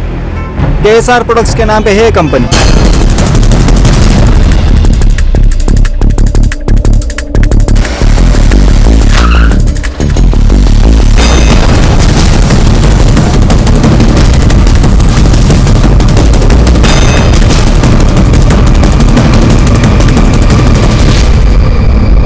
हाँ सर, ये बैग हमारी यूनिट में बना है, बेंजी। ये तस्वीर तो मैंने न्यूज में देखी है सर। तब तो न्यूज में ये भी देखा होगा कि इस बच्चे की लाश एक ब्लैक किंग साइज सूटकेस में मिली, झोपड़पट्टी में, कचरे में फेंकी हुई। बेंजी, जो तुम्हारा ब्रांड। देखिए सर, मुझे इस बात का खेद है, लेकिन मैं इस बच्चे को जानता नहीं। तो क्या इस आदमी को जानते हो? राजू सिंह। ये सही है कि बैग हमारी यूनिट में बना हुआ है, और मुझे इस बात का दुख है कि उसका इस्तेमाल ये काम के लिए किया गया। फैजल शेख, तुम्हें क्या लगता है ये सूटकेस किसने खरीदा होगा? देखिए सर, हम सिर्फ बैग बनाते हैं, आउटलेट सेल यहाँ से करते नहीं। हम दुकानदारों को देते हैं, दुकानदार उसे बेचते हैं। तो तुम्हारे यहाँ जो सूटकेस बनता है वो सिर्फ मुंबई में सप्लाई होता है या मुंबई के बाहर भी? सिर्फ मुंबई में, और सिर्फ 2 दुकानदार हैं जो हमारा माल खरीदते हैं। सिर्फ 2? हमारी यूनिट बहुत छोटी है, चाहे तो खुद देख लीजिए। फुल कैपेसिटी में काम होता है, और जितना भी माल बन पाता है ये 2 दुकानदार उठा ले जाते हैं। उन दोनों दुकानों के एड्रेस, उनके मालिक के फोन नंबर्स और उनके नाम सबके सब चाहिए अभी के अभी। जी मिल जाएंगे, दे दीजिए।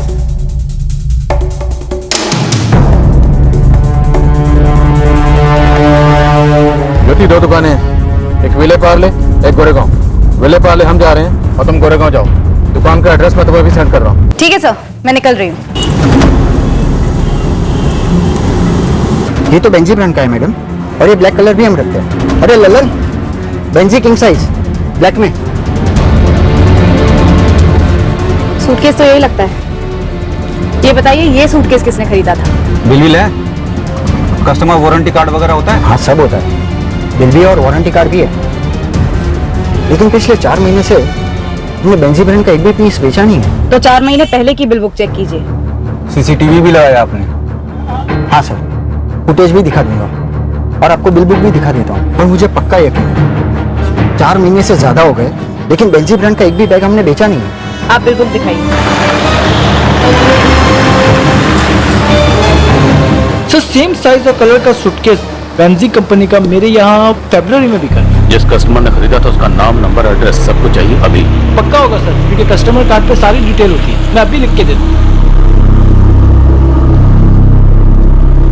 मिल गया sir. Sir, Benji brand black colour का किंग साइज सूटकेस 4 फरवरी को लेके गया था। पीयूष राणे, यूं का रहने वाला? जी सर, उसको किंग साइज ही सूटकेस चाहिए था।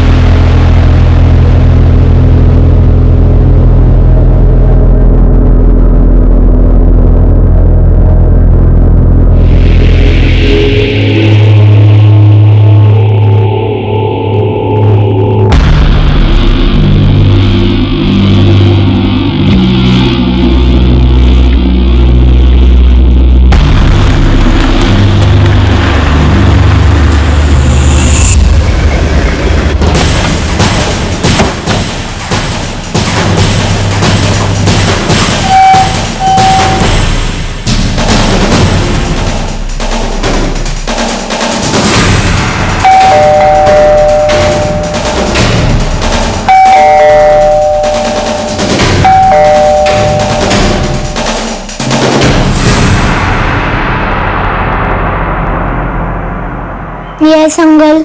मम्मी पापा हैं घर पे? मम्मी मम्मी पुलिस अंकल आया।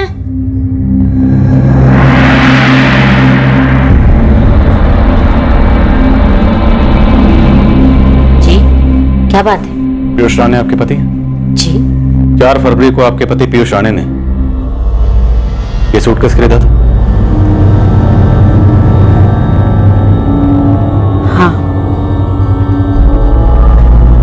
पर बात क्या है? इस बच्चे को जानती हैं आप? नहीं, मैं नहीं जानती इसे। कौन है ये? आपके पति पीयूष राणे इस वक्त कहाँ है? ऑफिस। और ऑफिस कहाँ है? आप बताएंगे आखिर बात क्या है?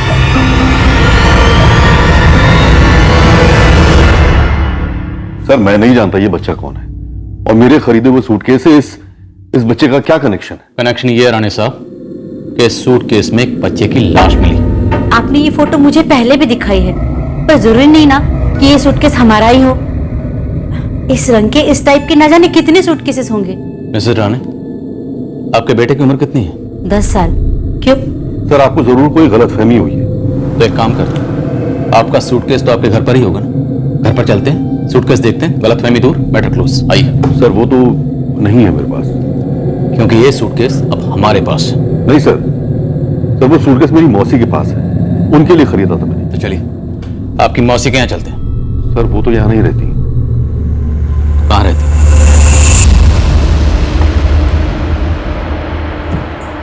नहीं मैडम, मैंने इसे देखा तो नहीं पीयूष राणे साहब के घर पे। मुझे नहीं लगता कि ये वहां पर काम करता था। पक्का ये वहां काम नहीं करता था? मैडम अगर किसी को चुपके से घर में लेकर आएंगे और उसको बाहर कदम भी नहीं रखने देंगे तो मैं कैसे बोल सकता हूँ? अब ये तो हद है सर। आपको किसी क्राइम में ब्लैक कलर का सूटकेस मिलता है और चूंकि हमने भी उसी कलर का सूटकेस खरीदा है, आप हमें खूनी बताएंगे? तो कुछ लॉजिक वॉजिक है या नहीं? मैंने आपसे बड़ा सिंपल, सरल और सीधा सवाल पूछा। जो आपने ब्लैक सूटकेस खरीदा था वो कहाँ है? आपने कहा वो आपने अपनी मौसी के लिए खरीदा था जो अब्रॉड जाने वाली थी। कब गई? कौन सी फ्लाइट से गई?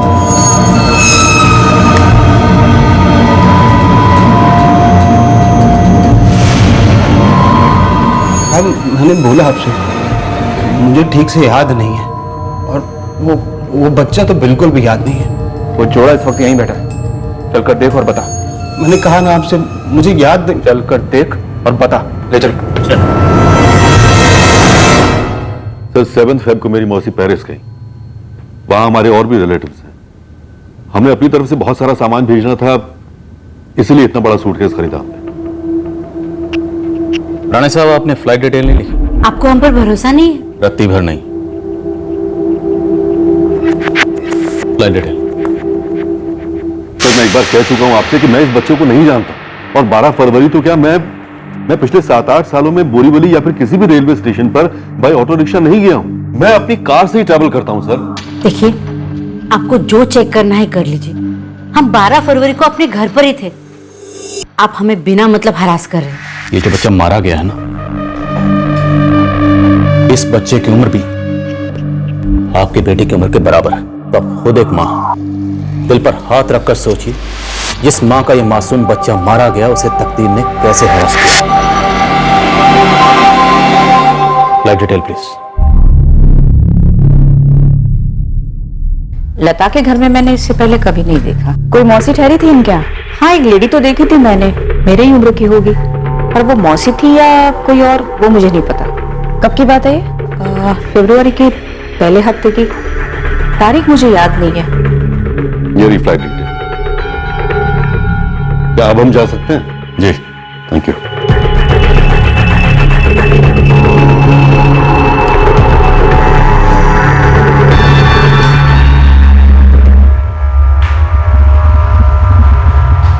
माफ करना साहब, मुझे चेहरे याद ही नहीं आ रहे। मैंने इतनी कोशिश की है ना, जब भी याद करता हूँ मेरा दिमाग सुन्न पड़ जाता है। अब टाइम भी बहुत हो गया है ना साहब, मैं नहीं बता सकता कि ये लोग वही थे या नहीं।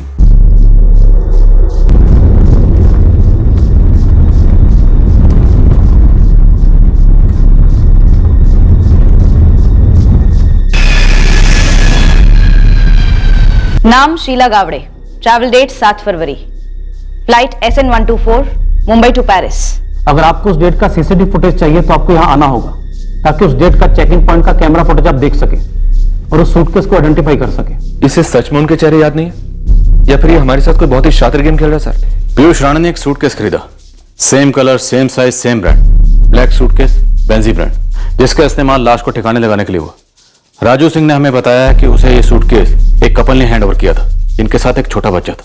सारी चीजें राणे फैमिली के साथ मैच हो रही हैं। 2+2 4 साफ नजर आ रहे हैं। मैं एक बार पीयूष के ऑफिस में चेक कर लेता हूं सर।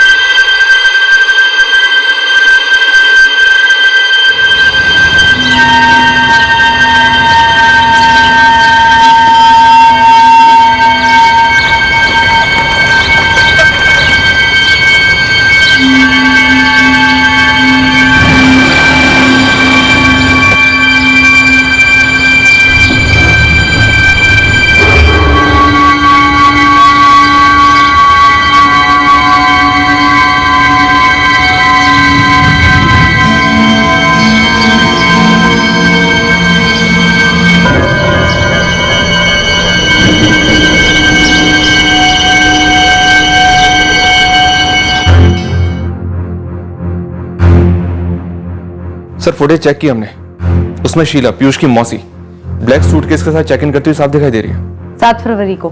क्या ऐसा हो सकता है कि फैसल ने अपना स्टॉक किसी तीसरी या चौथी दुकान को ही बेचा हो, इन 2 दुकानों के अलावा जिन्हें हमने स्कैन किया? नहीं सर, वही 2 क्लाइंट है जिनका नंबर मैंने आपको दिया था, और दूसरे क्लाइंट नहीं है मेरे पास सर। पक्का फैसल? देखिए सर, अगर होता तो पहले ही आपको बता चुका होता। मैं भी चाहता हूं कि बच्चे के कातिल पकड़े जाए सर। दुख हुआ बहुत सुनकर, और फिर मेरा बनाया हुआ बैग इस्तेमाल हुआ है सर।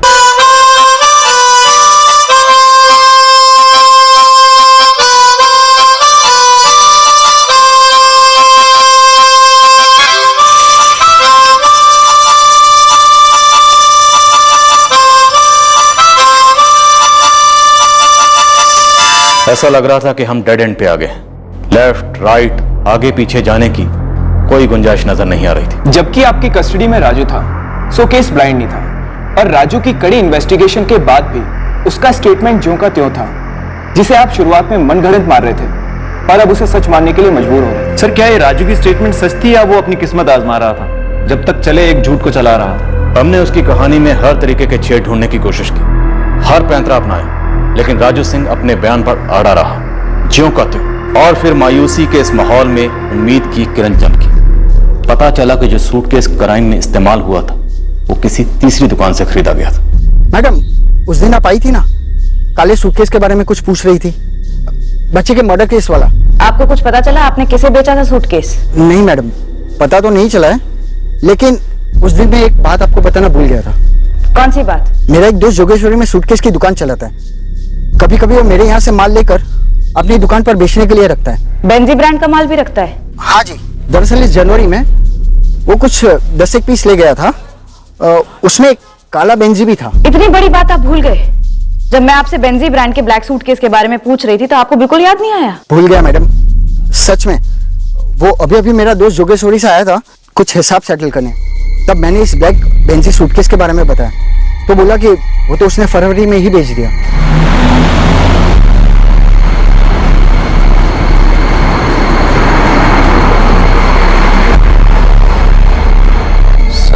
तो नहीं है, बिल बना ही नहीं। ऐसा लाफा दूंगा ना तेरे चेहरे की पूरी रौनक उड़ जाएगी। आजकल धनिया पुदीना वाले भी कैशलेस ट्रांजैक्शन कर रहे हैं। तुमने 2,500 का बैग बेचा और बिल नहीं बनाया। सर आप गलत समझ रहे हो। वो दोनों यहाँ पे आए, ब्लैक सूटकेस पसंद की, मुझे पैसे दिए, मैं बिल बनाने वाला था, वो लोग निकलने लगे और बोले न बिल चाहिए न वारंटी।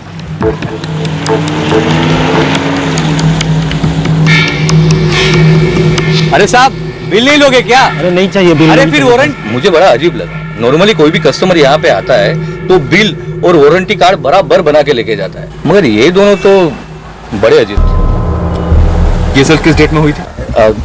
11 फरवरी। कौन थे दोनों? वो दोनों हमारी दुकान पे पहली बार आए थे, और हमारे यहाँ पे सीसीटीवी लगा हुआ है। विशाल ने कहा, इसीलिए मैंने आपके लिए डीवीडी बना के रखी। सर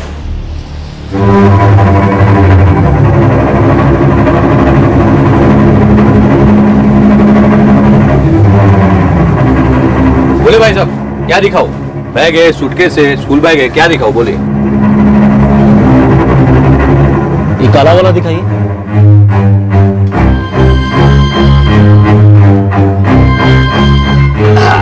लाओ। देखो साहब, सबसे बड़ी साइज की सूटकेस है, इसको किंग साइज सूटकेस कहते हैं।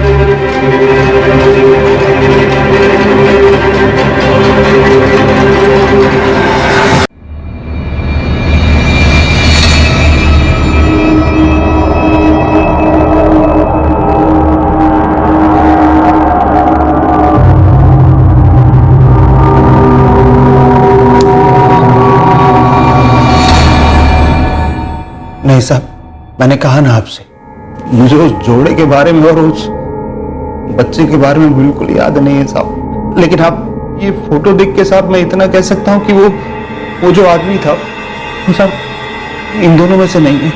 हम हर केस की तह तक जाते हैं और इसे हल करके ही छोड़ते हैं। इस केस की भी तह तक जाएंगे और इसे भी हल करके ही छोड़ेंगे, चाहे कुछ भी हो जाए। लेकिन अगर मुझे बाद में पता चला ना कि तुमने हमें गोल गोल घुमाया था या कुछ भी झूठ बोला था, तो तेरी लाश ना तो इस लॉकअप में ना किसी कटघरे में मिलेगी। तेरी लाश मिलेगी एक सूटकेस में, वो भी किसी गंदे नाले के पास पड़ी है। साहब, क्या आपको लगता है कि ये बात मुझे पता नहीं है? लेकिन जब से आप लोग उठा के लेके आए यहाँ पर, मैं बार बार यही बात कह रहा हूँ कि मुझे कुछ नहीं पता साहब, मुझे कुछ नहीं पता।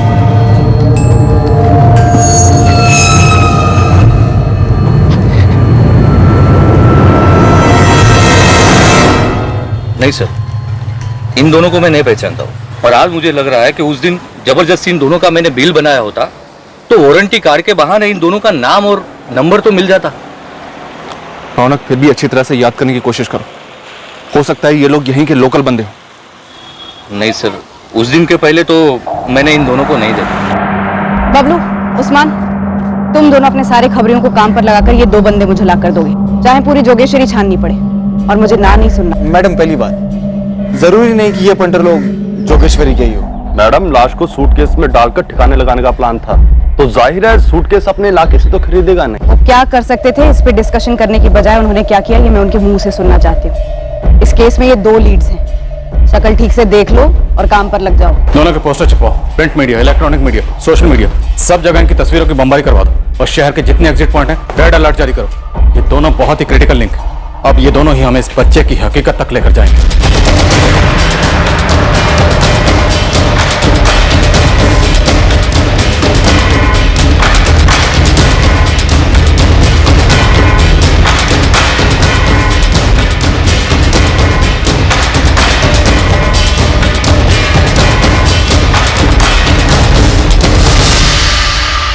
सेंट्रल वेस्टर्न हार्बर, हर जगह पे जितने लड़के लगेंगे लगा लो, लेकिन भाई ईमान से, बच्चे का मर्डर हुआ है।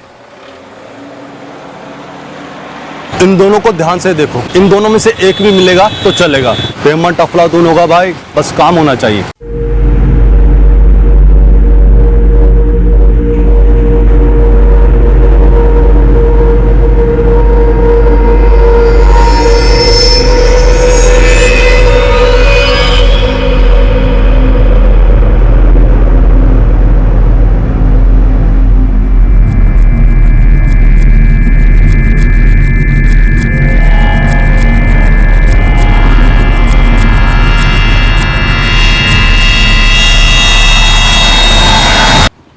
इनमें से किसी को देखा है? इसका तो पता नहीं, इसको पहचानता हूँ। ये वाला? हाँ हाँ, ये वाला। कौन है ये? ये हमारे यहाँ से अक्सर सामान लेके जाता है, हमारी बस्ती का ही है। कहाँ रहता है? यहाँ से आगे जाके राइट ले लो, 2 गली छोड़ के तीसरी गली में वहीं उसका घर है।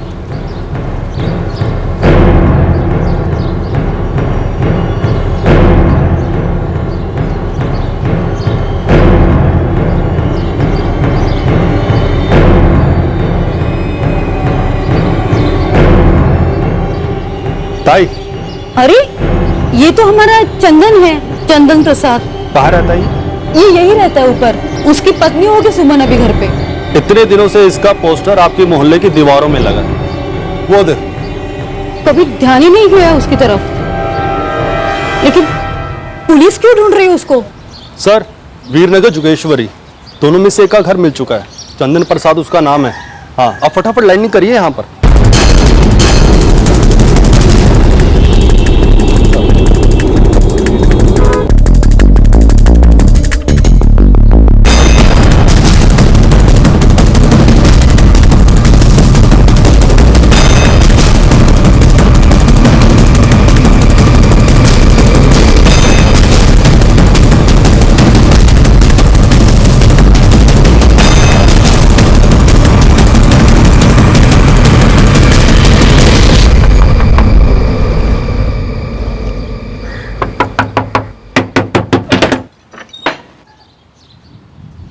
जी चंदन प्रसाद आपके पति का नाम है? जी हाँ। कहाँ है? वो तो 2 दिनों से बाहर गए काम से, बता कर नहीं गए। उनका फोन भी बंद है। आप चलिए हमारे साथ, हम बताते हैं वो कहाँ। आइए। बात क्या है? सब ठीक है ना? मेरे पति ठीक है ना? ठीक तो हम उन्हें कर देंगे, पहले आप चलिए। बताइए ना बात क्या है? अरे क्या बताइए ना, बहस किए जा रही हैं आप। चलिए चलिए, गावड़े ताला लगा। सुनिए तो सही।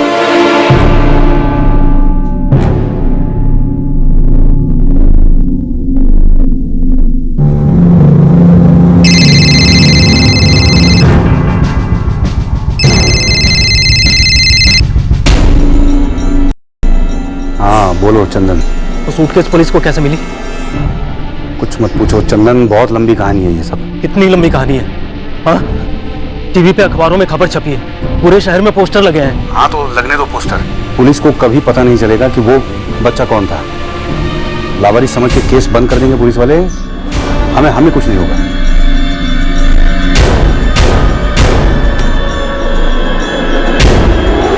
दो दिन पहले निकले थे वो घर से, अभी तक नहीं लौटे। मैं खुद भी बहुत परेशान हूँ। हमारे आने से पहले तक तो परेशान नहीं लग रही थी। ये बच्चा कौन है? मैं नहीं जानती इसे। अपने पति को तो जानती हो ना? जी। तुम्हारे घर के ठीक सामने उसका पोस्टर लगा हुआ है, लेकिन तुमने कुछ नहीं बताया। तुम्हारा पति चंदन इस मासूम बच्चे का कत्ल करके फरार हो गया। नहीं साहब, मेरे पति खूनी वूनी नहीं है। आप जिस पोस्टर की बात कर रहे हैं वो तो मैंने अभी तक देखा भी नहीं। तो ये ले, अब देख।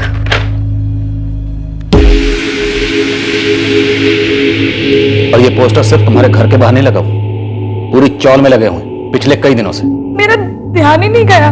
ध्यान से देख के बता, ये दूसरा आदमी कौन है? सर, इस चंदन प्रसाद का मोबाइल स्विच ऑफ है। लगता है ये भनक लगते ही अंडरग्राउंड हो गया। मर्डर नहीं किया तो फोन स्विच ऑफ क्यों? भागा क्यों है? कुछ पूछा मैंने तुझसे? कौन है ये दूसरा आदमी? कमल जीजा जी है। पूरा नाम? कमल धूरिया।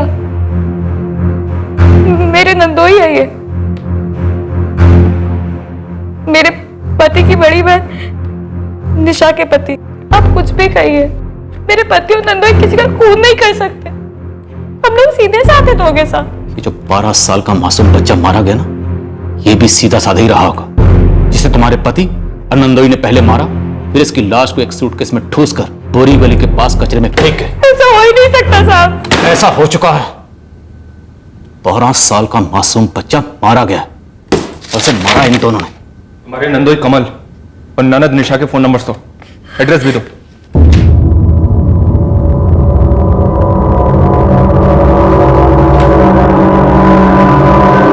मैडम, मेरे पति कुछ दिनों से बहुत टेंशन में थे। टेंशन में तो होगा ही, एक बच्चे का खून किया उसने। नहीं मैडम, वो खून नहीं कर सकते। मैं नहीं जानती वो क्यों परेशान थे, लेकिन मैं कुछ भी पूछती वो कभी उसका जवाब सीधे तरीके से नहीं देते थे। कब तक गुमसुम बैठे रहोगे? कुछ बताओगे भी? हुआ क्या है? कुछ नहीं हुआ। देख रही हूँ कुछ दिनों से चेहरे का रंग ही उड़ा हुआ है। कुछ छुपा रहे हो? खाना क्यों नहीं खाओगे? भर गया पेट मेरा। और मैं सोचती रही कि शायद वो मुझसे नाखुश है। और इस नाखुशी की वजह? हम बच्चे के लिए कोशिश कर रहे थे, नहीं हो रहा था। किसी तांत्रिक वांत्रिक से तो बात नहीं की थी कि एक बच्चा होने के लिए दूसरे बच्चे की बलि दे दी? नहीं मैडम, मैंने सिर्फ अपनी ननद निशा दीदी से बात की थी और वो भी बहुत परेशान थी। अब तुझसे क्या कहूँ सुमन, तू कह रही है कि चंदन काफी दिनों से परेशान रहता है, ठीक से बात नहीं करता। यहाँ भी हालात कुछ अलग नहीं है। तेरे कमल जीजा जी भी कई दिनों से काफी परेशान रहते हैं। क्यों निशा दीदी, आपने पूछा नहीं क्या बात है? यहाँ चंदन तो मुझसे सीधे मुंह बात तक नहीं करते। अरे यहाँ भी वही हाल है, कुछ बात करने जाओ तो चिल्लाने लगते हैं। अरे रुको, 2 मिनट, दही बड़े बन गए, मैं अभी टिफिन लेकर आती हूँ। नहीं चाहिए, रहने दे। अरे मैंने कहा ना 2 मिनट लगेंगे। अरे बाहर में गए थे 2 मिनट, और बाहर में गए थे दही बड़े। कितनी बार बोला तुझे मुझे भूख नहीं है? आपका दही कर रही है मेरे। हम दोनों को समझ में ही नहीं आ रहा था कि आखिर हमारे पति को हो क्या गया अचानक से। मैं बताता हूँ क्या हुआ। ये दोनों डर के मारे पागल हो गए। इन्हें लगा था जिस लाश को सूटकेस में ठूस कर इन्होंने कचरे पर फेंक दिया है, वो लाश अब हमें कभी नहीं मिलेगी। नहीं नहीं साहब, ये लोग ऐसा कुछ कर ही नहीं सकते। मैं अपने पति और नंदोई को अच्छे से जानती हूँ। मुझे सच्ची नहीं पता कमल कहाँ है। तो बिना बोले निकल गए थे और अब तक घर नहीं लौटे, ना फोन लग रहा है उनका।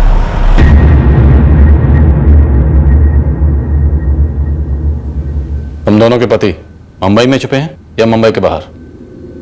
तुम दोनों अच्छी तरह से जानती हो ये बच्चा कौन है, बहुत अच्छी तरह से जानती हो, और ये भी जानती हो कि तुम्हारे पतियों ने इस मासूम बच्चे को क्यों मार दिया। बस हमारे सामने नहीं जानने का नाटक कर रहे हो तुम दोनों। नहीं साहब, ये सच नहीं है। मेरे पति कमल इतनी घिनौनी हरकत कभी नहीं कर सकते, और न मेरा छोटा भाई चंदन। आप अब सीधे साधे लोग हैं। चंदन की एक सादी सी नौकरी है, सुबह जाता है शाम को लौट आता है। तुम दोनों के पति कहाँ काम करते हैं? मेरी बड़ी बहन सरिता दीदी, उनकी एक छोटी सी यूनिट है। चंदन और कमल जीजा जी वही काम करते हैं। कहाँ है ये यूनिट? दहीसर में। क्या बनता है? फैशन वाली बिंदियां बनती है। ये दोनों कुछ ना कुछ जरूर जानती हैं, पर बोल नहीं रही। ज्योति सर। रहम करने की बिल्कुल जरूरत नहीं, ग्रिलिंग चालू रखो। जी। तब तक हम दहीसर होकर आते हैं। सुमन, चंदन ने घर से निकलने से पहले कुछ बोला था क्या? नहीं दीदी, कुछ नहीं बोला, बस ऐसे ही निकल गए। और मुझे नहीं पता था कि कमल जीजा जी भी। क्या हुआ? मुझे देख के चुप क्यों हो गई? अब वही डायलॉग शुरू कर दोगे, हमें कुछ नहीं मालूम, हमें कुछ नहीं मालूम। देखो, अच्छा यही है कि तुम दोनों सब कुछ सच सच बता दो, या फिर अपनी तरह से हम तुम्हारी जुबानें खुलवाएंगे, कूट कूट के। मैडम, हमें जितना पता था हम बता चुके हैं। ये नहीं बताया कि उस बच्चे का नाम क्या था जिसका कत्ल हुआ है? 100 बार तो बोल चुके हैं कि हमें नहीं मालूम, नहीं मालूम, नहीं मालूम। तुम्हारे झूठ बोलने से, 100 बार बोलने से ये कोई सच नहीं हो जाएगा। मैडम, इसके पहले हमने उस बच्चे को कभी देखा तक नहीं। मैंने देखा था, अखबार में उसकी तस्वीर देखी थी। अपने पति का इतना बड़ा पोस्टर नहीं देखा तुझे घर के सामने, और एक छोटी सी तस्वीर अखबार में तुझे दिख गई। मैडम, मेरे पति ही उस अखबार को पढ़ रहे थे।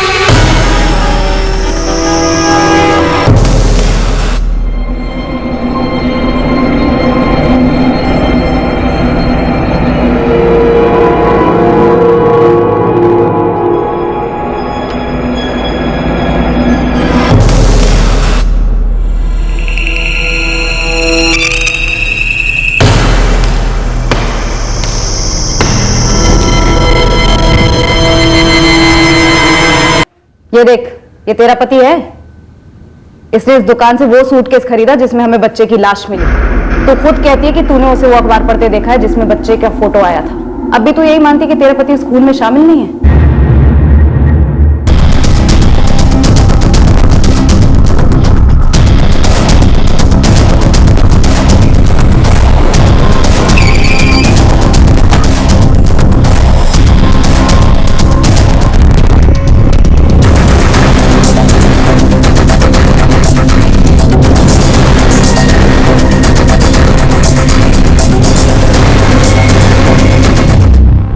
शिंदे सर, जरा ऊपर भी चेक करो, ताला है क्या? ऊपर जाकर चेक करो।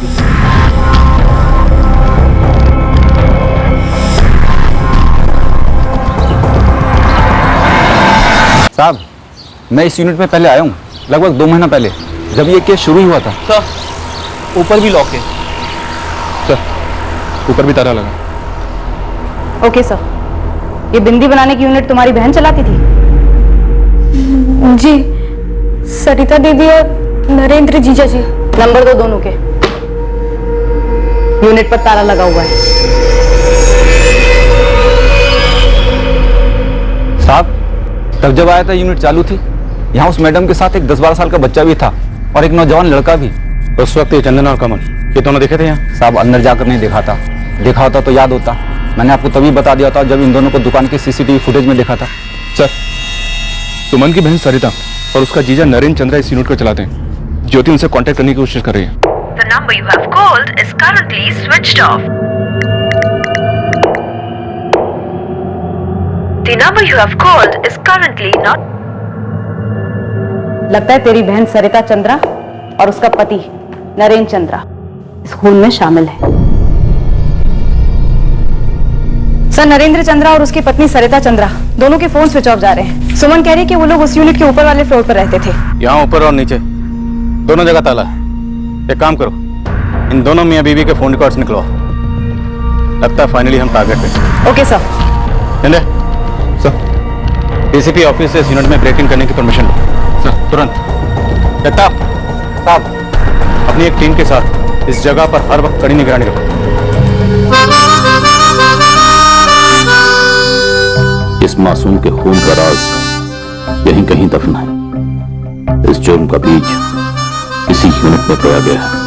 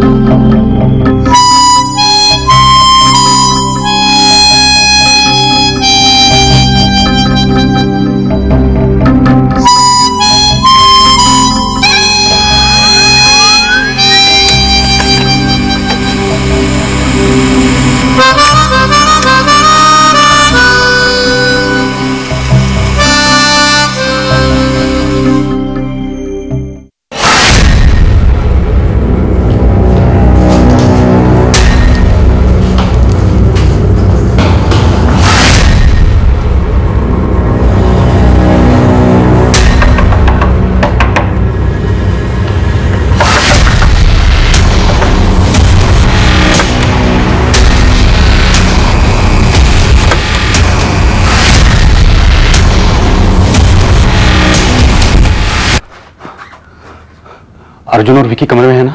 उन दोनों को बाहर निकलने से मैंने सख्त मना कर रखा है। लेकिन अर्जुन भैया, हम लोग ये क्यों रह रहे हैं? मेरी स्कूल में सो रही है ना। कितनी बार पूछेगा सवाल? चल खा।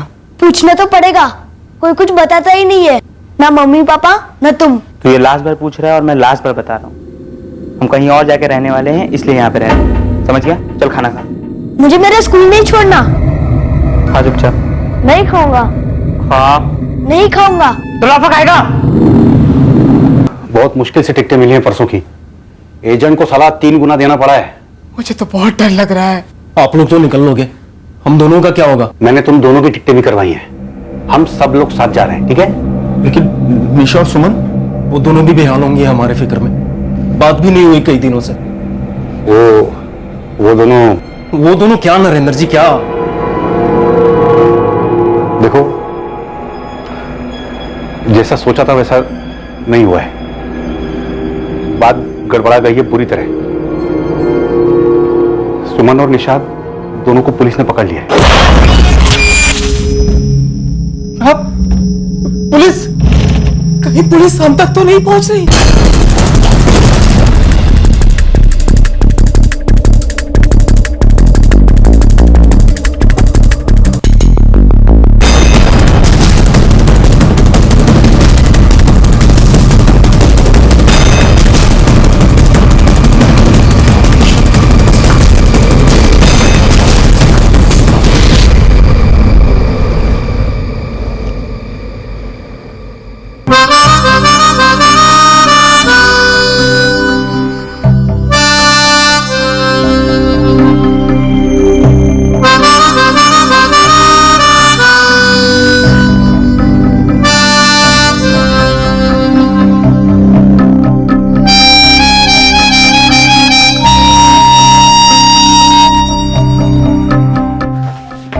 जैसा कि सुमन ने कहा था, ये डिजाइनर बिंदी यूनिट तो है, बस सब के सब लोग गायब हैं। सर, ये तो ऑलमोस्ट पक्का होता जा रहा है। ये पूरी की पूरी फैमिली इस मर्डर में शामिल रही होगी। पर अजीब बात यह है कि निशा और सुमन दोनों उस बच्चे को ना जाने का दावा कर रही हैं। नरेंद्र चंद्रा, उसकी पत्नी सरिता और दोनों बच्चे विक्की और अर्जुन, और वो दो लोग चंदन और कमल, सब गायब हैं। और शिंदे, हमें इन सबको जल्द से जल्द धरना है। यादव को भेज दिया सर, इस बच्चे विक्की के स्कूल के बारे में और फैमिली के बारे में पता लगाने के लिए। हेलो, कौन बोल रहा है? अरे पहले आप अपना परिचय तो दीजिए देवी जी। आप सरिता चंद्रा और नरेंद्र चंद्रा को जानते हैं? पहले आप बताइए, आप कौन बोल रहे हैं? मुंबई पुलिस। हमारा नाम ब्रिजपाल चंद्रा है और हम नरेंद्र चंद्रा के छोटे भाई हैं। माजरा क्या है मैडम? कहाँ से बोल रहे हैं? बिहार, अबीरगंज गांव। हमारे भैया भाभी तो ठीक है ना? पता नहीं, पर अगर हमारे हाथ लग गए तो ठीक नहीं रहेंगे। कहाँ छुपे हैं वो लोग? मैडम जी, वो छुपेंगे काहे? ऐसा क्या किया उन्होंने? कहाँ हैं वो लोग? मुंबई में होंगे वो मुंबई का इलाका है ना दहीसर, हुआ उनका फैक्ट्री और घर वही है। नहीं है वहां। आज 29 अप्रैल है। 26 अप्रैल से तुम्हारे भैया और भाभी दोनों का फोन स्विच ऑफ है। ठीक उसी दिन से जिस दिन से चंदन प्रसाद और कमल धूरिया का फोन स्विच ऑफ है। इन दोनों को भी जानते होंगे आप? जी हाँ जानते हैं, लेकिन हुआ क्या है मैडम जी? ब्रिजपाल जी, नरेंद्र की आखिरी बार बात आपसे हुई थी 26 तारीख की दोपहर को। उसने बताया होगा कि वो कौन से शहर में है, किस जगह छुपा हुआ है या फिर छुपने वाला है। मैडम आप क्या कह रहे हैं, हमका कुछ समझ नहीं आ रहा है। और हमने भैया उनका परिवार छुपेंगे काहे? क्या हुआ क्या मैडम? मैंने इस ब्रिजपाल चंद्रा को बच्चे की फोटो भेजी थी। कहता उसने बच्चे को कभी नहीं देखा सर। मैंने उसके गांव अबीरगंज पुलिस थाने में बच्चे की फोटो और इन सभी सस्पेक्ट की डिटेल्स भेज दी हैं। इस चंद्रा परिवार की फोटो बच्चों सहित सभी जगह फ्लैश करवाओ, hotel, lodge, railway station, bus station, सभी जगह। अगर ये किसी बिल में दुबके बैठे हैं तो इन्हें बिल से बाहर निकाल, और अगर देर होगी, हाथ से निकल गए, तो अबीरगंज से इसके भाई ब्रिजपाल को उठा लो। जी नहीं सर, इस बच्चे की कोई मिसिंग कंप्लेन नहीं हमारे यहाँ। नरेंद्र चंद्रा के भाई ब्रिजपाल से कोई कांटेक्ट हुआ आपका? आपके एड्रेस भेजते ही टीम निकल गई उसे उठाने के लिए, और एक टीम को भेजा हूँ बच्चे की फोटो लेकर अबीरगंज। हमारे पास पूरे 2 महीने से बच्चे की बॉडी पड़ी है। मौत की गुमनामी में शांत पड़ा बच्चा बहुत खटकता। हम तरस गए पता लगाने के लिए कि ये बच्चा कौन है और क्यों मारा गया। ये फैमिली अपने घर से गायब है। पता करो कि इस वक्त ये मुंबई में है या मुंबई के बाहर कहीं निकल चुकी है।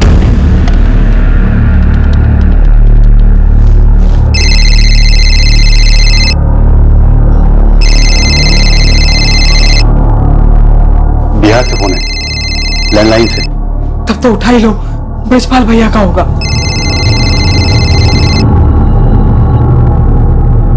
हेलो भैया, आप लोगों के बाद पुलिस हम तक पहुंच गई है। क्या बक रहा है तू ब्रिजपाल? भैया आपके घर पर, आपका फैक्ट्री पर छापा मारे मुंबई पुलिस, और आप सभी का फोटो, मोबाइल नंबर हाथ लग गया उनके।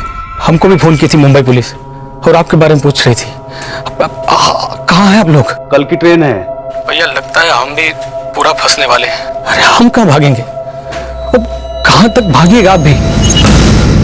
हमारी बात मानिए, सरेंडर कर दीजिए। क्या हुआ? क्या हुआ? क्या हुआ? क्या पुलिस ब्रिजपाल के पास भी पहुंच गई है।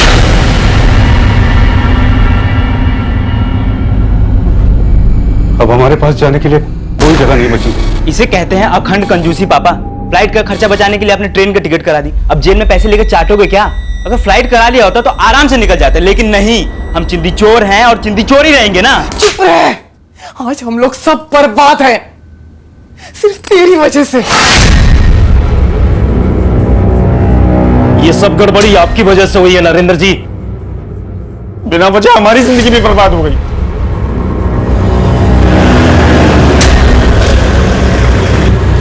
ब्रिजपाल जी, कहाँ से फोन करके आ रहे हो अपने भाई साहब को? हम किसी को फोन नहीं किए हैं और हम नहीं जानते कि हमारे भैया कहाँ हैं।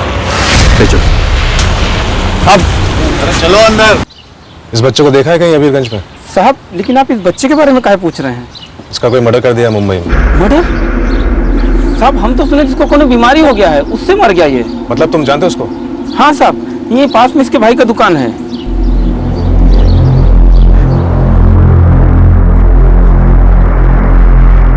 ये तो हम लोग हमारे छोटे भाई गोपी का तस्वीर है सर। पर आप लोग काहे पूछ रहे हैं सर? कैसे बड़े भाई हो तुम दीपक? 2 महीने से उसका लाश मुंबई के मुर्दाघर में पड़ा हुआ है। मर्डर हो गया था उसका वहां पे, और तुम लोग ना कोई शिकायत दर्ज की ना कुछ किए। नहीं साहब, आप क्या बात कर रहे हैं साहब? गोपी का तो क्रियाक्रम भी हो चुका है साहब। क्रियाक्रम हो गया? कहाँ हुआ? कौन किया?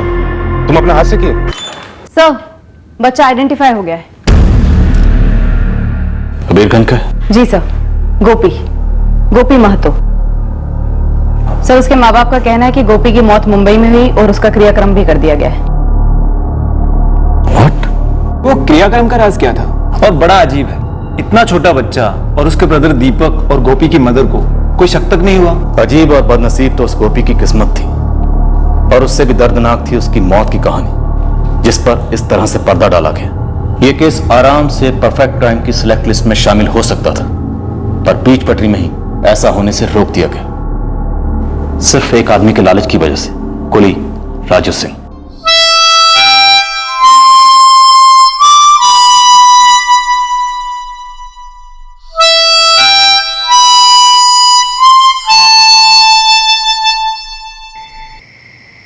तेरा भाई अभी अभी 12 का हुआ है, इतना छोटा बच्चा बंबई में अकेला। यहाँ के स्कूल में पढ़कर कौन सा अफसर बनने वाला था? हमारे साथ मजदूरी ही करता ना। मुंबई जाएगा, वहां की फैक्ट्री में काम करेगा तो ज्यादा पैसा कमाएगा। हमारी खस्ता हालत यहाँ के लोगों से छुपी नहीं है। तो ये मजदूरी का काम गोपी को भी यही करने दो ना, कम से कम हम सबका नजर का सामने तो रहेगा, रूखी ही सही घर की रोटी खाएगा। अम्मा जी, बंबई जाने का सबसे ज्यादा शौक तो गोपी को ही चढ़ गया है, और वैसे बहुत पैसा कमाना है उसे। तो नन्ही सी जान है, कैसे ये? अम्मा, मुंबई सपनों का शहर है, क्योंकि वो सोने का शहर है अम्मा। वहां पर कम काम के भी बहुत ज्यादा पैसे मिलते हैं।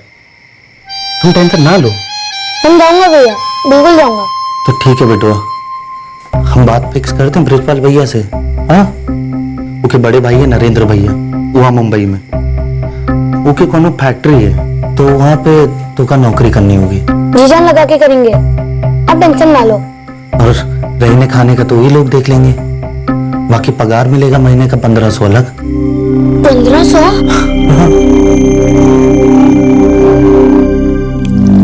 अम्मा, रहना खाना तो वो लोग देख लेंगे, और बाकी के जो 1500 मिलेंगे सारा तेरे हाथ भेज दूंगा। रहना खाना तो बेटा यहाँ भी है ना, मजदूरी का काम कोनो बुरा नहीं है रे। मान जाना। अच्छा रुक, नई धुन सुनाता हूँ।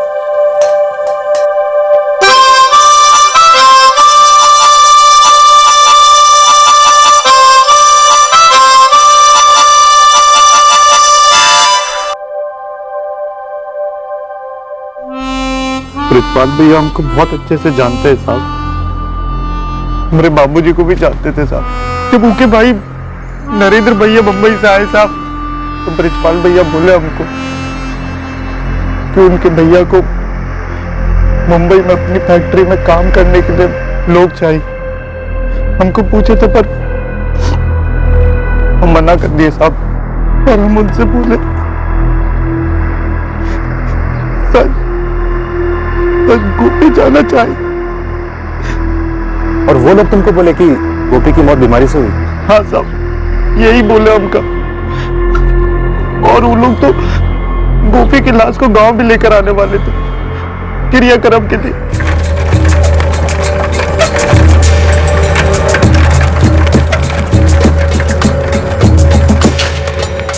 क्या हो गया ब्रिजपाल भाई? आप बोले बहुत ही अर्जेंट काम है। अनर्थ हुई गवाह है। क्या बात कर रहे हैं भैया? हमारा गोपी तो ठीक है ना भैया? मुंबई शहर एक बहुत भयंकर बुखार वाली बीमारी की गिरफ्त में है। कई महीनों से आतंक मचा रखा है बुखार ने। हमरे गोपी को तो कुछ नहीं हुई गवा भैया। हाँ, अरे पिछला हफ्ता ही तो की हमारी अम्मा से बात हुई थी फोन पर, तब तो कुछ बोला नहीं। शायद वो अम्मा को परेशानी में नहीं डालना चाह रहा था, लेकिन कल रात उसका तबीयत बहुत बिगड़ गई। तुरंत अस्पताल ले जाया गया। रात भर ग्लूकोज चढ़ता रहा। डॉक्टर लोग बहुत ही कोशिश किए, पर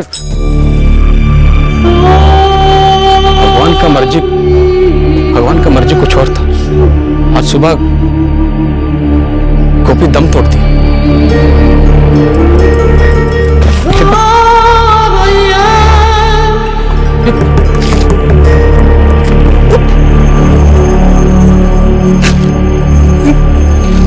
नरेंद्र भैया बड़ा बड़ा अस्पताल किए, बड़ा बड़ा डॉक्टर भी किए, सब किए, लेकिन अचानक भैया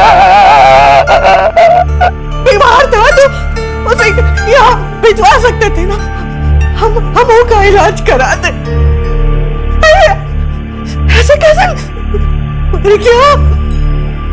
क्या गोपी है? गोपी ऐसे कैसे हो गया? ऐसे कैसे हो गया?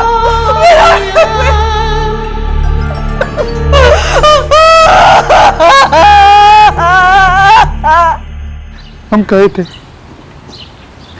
कि हम हमारे गोपी का क्रियाक्रम यहाँ गांव में ही करेंगे साहब। फिर वो लाश को लेकर आए यहाँ पे? ना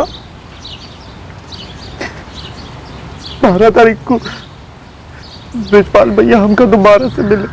क्या बात कर रहे हैं ब्रिजपाल भैया? अरे नरेंद्र भैया, हमारे गोपी का क्रियाक्रम कैसे कर सकते?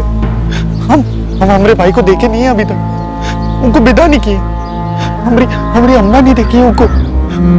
हमारी अम्मा का तो रो रो के बुरा हाल है भैया। भैया ने तो गोपी को हिया लाने का पूरा कागज पत्र कर लिया था, लेकिन गोपी का लाश फूल गई थी, सड़ने लगी थी। तभी ऐन मौके पर डॉक्टर लोग साफ साफ मना कर दिए। वो बोले लाश को ट्रेन से नहीं ले जाया जा सकता। अरे तो भैया एक बार हमको फोन कर देते, हम अपनी अम्मा को लेकर आ जाते भैया मुंबई। आप लोगों ने तो वो हक भी छीन लिया हमसे। क्या बात कर रहे हो दीपक? तुमको लगता है हम नहीं चाहते थे ऐसा हो?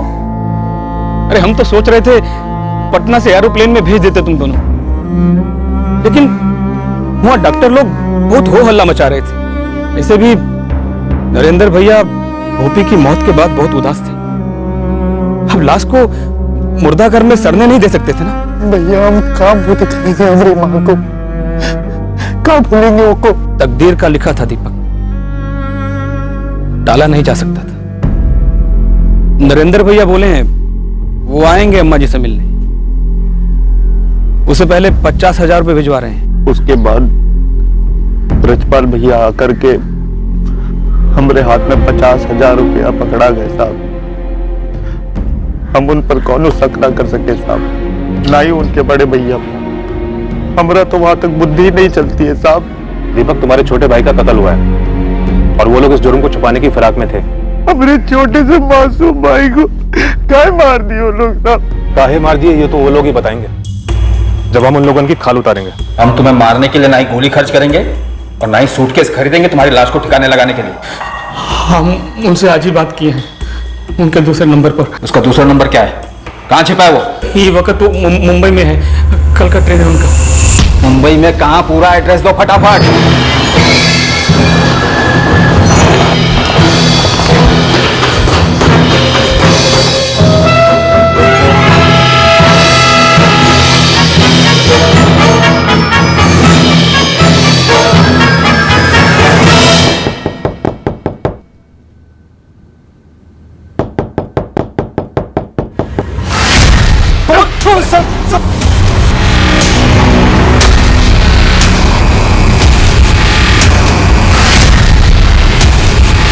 नरेंद्र चंद्रा, यहां दब के बैठे हो?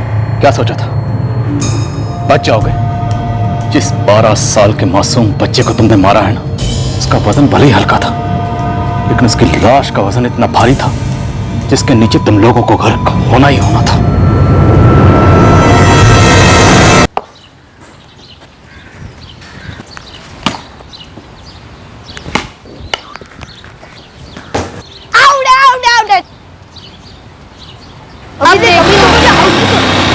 हेलो कामचोर, यहाँ काम करने आया तू कोहली बनने आया?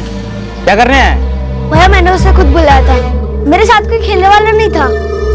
तू अंदर जा सब। बैठ दे। क्या बकवास कर रहा था तू उसके सामने? हाँ, वो यहाँ सिर्फ काम और काम करने के लिए लाया गया। आइंदा कभी उसको खेलने बुलाया ना तूने, तुझे अच्छे से समझा दूंगा मैं। क्यों? क्योंकि मैं बोल रहा हूँ इसलिए।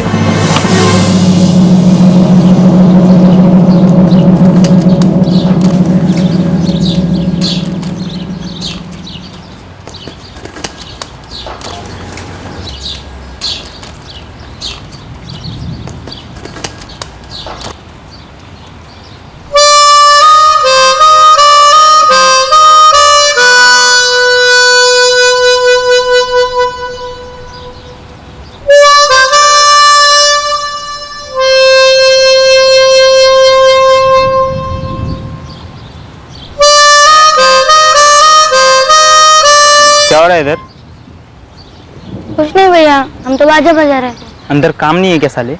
तुझे इस बात के 1500 मिलते हैं। हमने अपना काम वक्त से पहले खत्म कर लिया, तो सरिता चाची बोली जाके आराम करो, तो हम बाजा बजा रहे थे। और हम कामचोर नहीं है, हमको ऐसा मत बोलो। मुझे क्या बोलना है और क्या नहीं बोलना है ये तुझ जैसे 2 टके का कीड़ा सिखाएगा मुझे? शिकायत करेगा? हिम्मत बढ़ गई है तेरी? तो आप हमको इतना मारते क्यों हो? चुपचाप काम कर वरना कुत्ते की तरह पीटूंगा।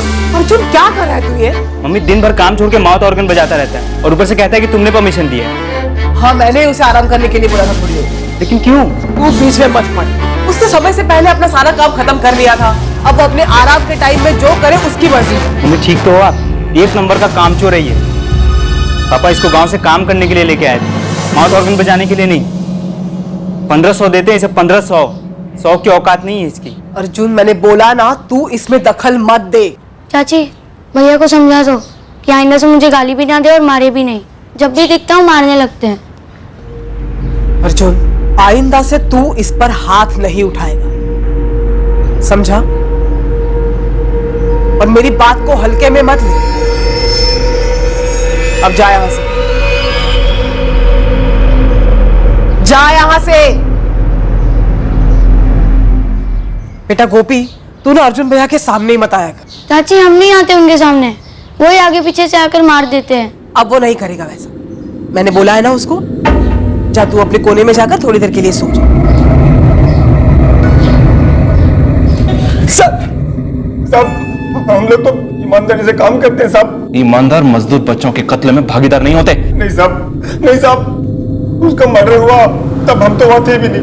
रात को जल्दी में बुलाया नरेंद्र जी ने।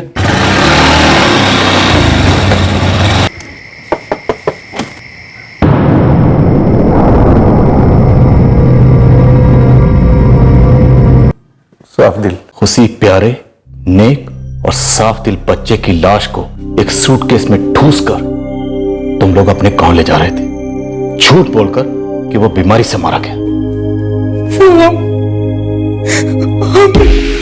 वो क्या? बीमारी उस बच्चे को नहीं थी, बीमारी तुम लोगों की थी। ऐसी लाइलाज बीमारी जिसकी वजह से तुम लोगों ने उस 12 साल के मासूम बच्चे को मार डाला। नहीं नहीं नहीं नहीं सर, हमने नहीं मारा साहब, हमने नहीं मारा। अरे हम तो प्यार करते थे उससे। पापा हमने इस कमीने के चलते मुझ पर हाथ उठाया। गोपी ना तेरा नौकर है, ना मेरा, ना किसी का। वो हमारी फैक्ट्री का एक कामगार है। अपने खाली समय में वो विकी के साथ खेले, बाजा बजाए या जो मर्जी करे। आइंदा तुम उससे बात तक नहीं करोगे, समझे? और आपका जब मर्जी आएगा आप मुझ पे हाथ साफ कर दोगे। अर्जुन हाथ उठाने की शुरुआत तुमने की है। हम लोग तुमसे कई दफे कह चुके हैं कि जैसे हमारे लिए विकी है वैसे ही गोपी भी है। तो फिर गोद क्यों नहीं ले लेते? मजदूरी क्यों करवा रहे हो? तुम्हें तो गोद में खिलाया पिलाया है ना, तो तुम कुछ काम करके क्यों नहीं देखते? हाँ, मैंने जब काम शुरू किया था ना, मैं गोपी के जितना था, तब जाकर ये सब बनाया है मैंने। वो नालायक लाखों का क्लास लगाया, पढ़ाई छोड़ दी, दिन भर घर में बैठ के अपनी मां से कुछ सीखा। सामने आवारागर्दी करता है, हमारे पीछे पता नहीं और क्या क्या करता होगा। और इस बच्चे पे रौब जमाता है। तो बहुत ज्यादा हो रहा है। हाँ बहुत ज्यादा हो रहा है, मुझे झेलना बहुत ज्यादा हो रहा है। बेचारा छोटा सा बच्चा मेहनत करके अपनी सारी कमाई अपनी माँ को बेचता है, उफ तक नहीं करता, खुशी खुशी काम सीख के दिन ब दिन आगे बढ़ रहा है। बस पापा अब और नहीं। अब और अगर तूने एक बार भी छुआ या कुछ गाली दी या कुछ भी कहा तो सीधा घर के बाहर, समझ रहा है? मैं धमकी नहीं देता, जानता है तू।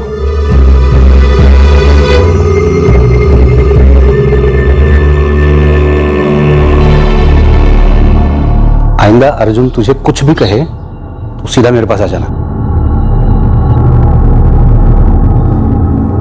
उस वाली रात, इससे पहले कि गोपी हम तक पहुंचता और हम गोपी तक पहुंचते,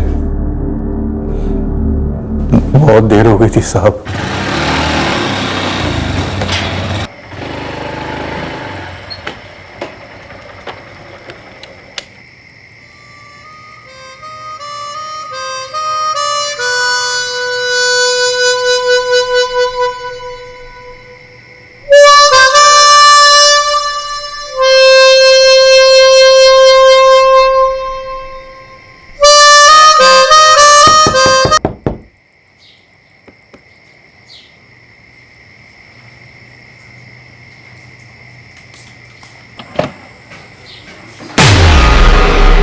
सर जिस बात का डर था वही हुआ। गोपी का भाई दीपक यहाँ मुंबई आने की जिद कर रहा था। और उसका यहाँ आना मतलब बड़ा बवाल होता साहब, इसलिए नरेंद्र भाई गोपी की बॉडी को सूटकेस में लेकर अबीरगंज के लिए निकल गए। वो सूटकेस तुम दोनों ने ला कर दिया था? बस हमने इतना ही किया साहब, और यकीन मानो साहब, हम सब उस बच्चे से बहुत प्यार करते थे, बहुत लगाव था सबको। इतना लगाव था कि उस मासूम बच्चे के कत्ल की खबर पुलिस को देने के बजाय तुम लोग उस बच्चे के कातिल को बचाने की मुहिम में भागीदार बन गए। हम लाश को लेकर निकल पड़े, दीपक और गोपी की अम्मा के हवाले करने। और तुम लोगों का छोटा बेटा विकी, उसे भी सब मालूम था? जी नहीं, उसे तो अभी भी कुछ नहीं पता।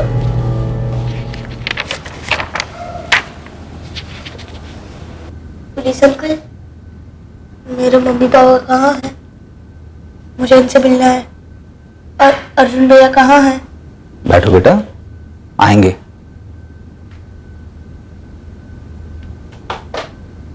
तुम लोग लाश को सूटकेस में ठूस कर यहां मुंबई से अपने गांव अबीरगंज बिहार के लिए निकले थे। फिर वो सूटकेस बोरीवली स्टेशन पर राजू को क्यों थमा दिया? क्योंकि मैं डर गया था साहब।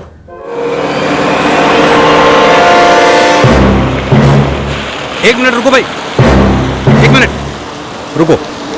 क्या हुआ साहब? तुम लोग यहीं रुको, मैं टिकट निकाल के आता।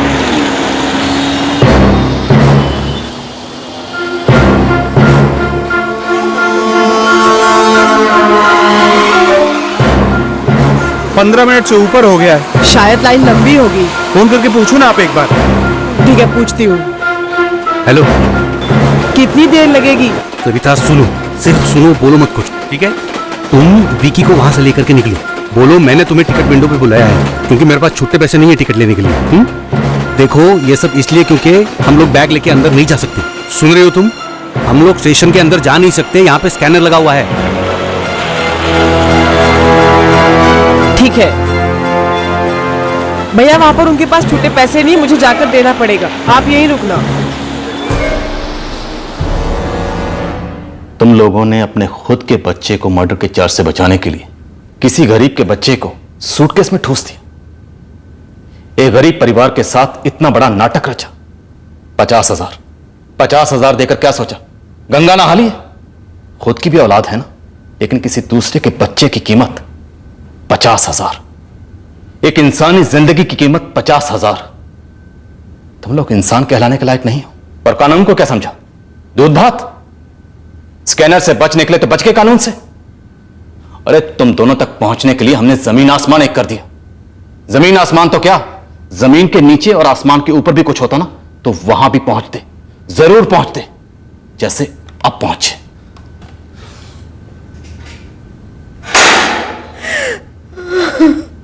गुस्सा? किस बात का गुस्सा? कि वो एक गरीब लड़का था और उसे दूसरे बच्चों की तरह खेलने का शौक था? या फिर वो माउथ ऑर्गन बजाता था और ये तुझे खटकता था? वो म्यूजिक बजाता, दूसरे लोगों को पसंद आता और तुझे इसकी जलन होती है ना? इधर देख, देख इधर। कितना बड़ा था वो तेरे अपने भाई विक्की से? बोल, कितना बड़ा था? जो हिम्मत तूने 12 साल के बच्चे पे दिखाई, वो दिखाऊं मैं तुझे? दिखाऊं?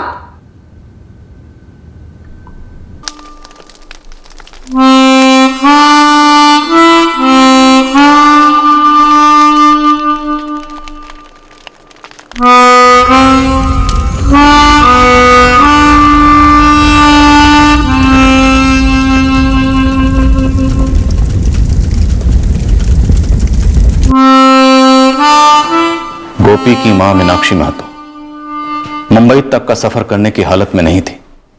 दर्द ने उसे पूरी तरह कुचल कर रख दिया था।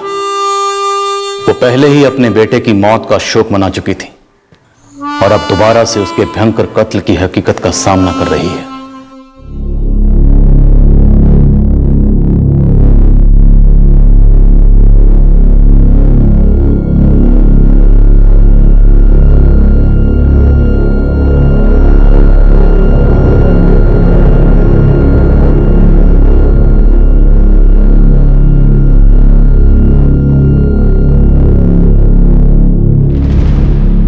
आपने और आपकी टीम ने इस केस को काफी ज्यादा पर्सनली ले लिया था। हर केस पर्सनल होता है वैसे, और पर्सनल लाइफ हर केस को इन्फ्लुएंस करती है। और इस केस में बच्चे की जो बेबसी थी उसने हम सबको अंदर से हिला कर रख दिया था। इस केस में अगर कत्ल ना भी होता तब भी एक बहुत बड़ा जुर्म हो रहा था, और वो है बाल मजदूरी के कानूनों का उल्लंघन। और गोपी महतो महज 12 साल का था। हम में से कईयों को यह गलतफहमी होती है कि हम गरीबों पर मेहरबानी करते हैं अपनी उदारता से, पर अक्सर हकीकत यह होती है कि हर छोटा बड़ा काम इंसान अपनी गरिमा बरकरार रखने के लिए करता है। हमारे देश में लाखों ऐसे बच्चे हैं जो ऐसे उद्योगों में, घर काम में नौकरी करते हैं। ऐसे बच्चों के लिए जितना किया जाए उतना कम है, लेकिन महज हमदर्दी जताने से बेहतर है कि ऐसे बच्चों के लिए या हर उम्र के कामगार को उसकी गरिमा से वंचित ना किया जाए। इस तरह के और भी एपिसोड देखने के लिए हमारे चैनल को सब्सक्राइब करें और बेल आइकन दबाना ना भूलें।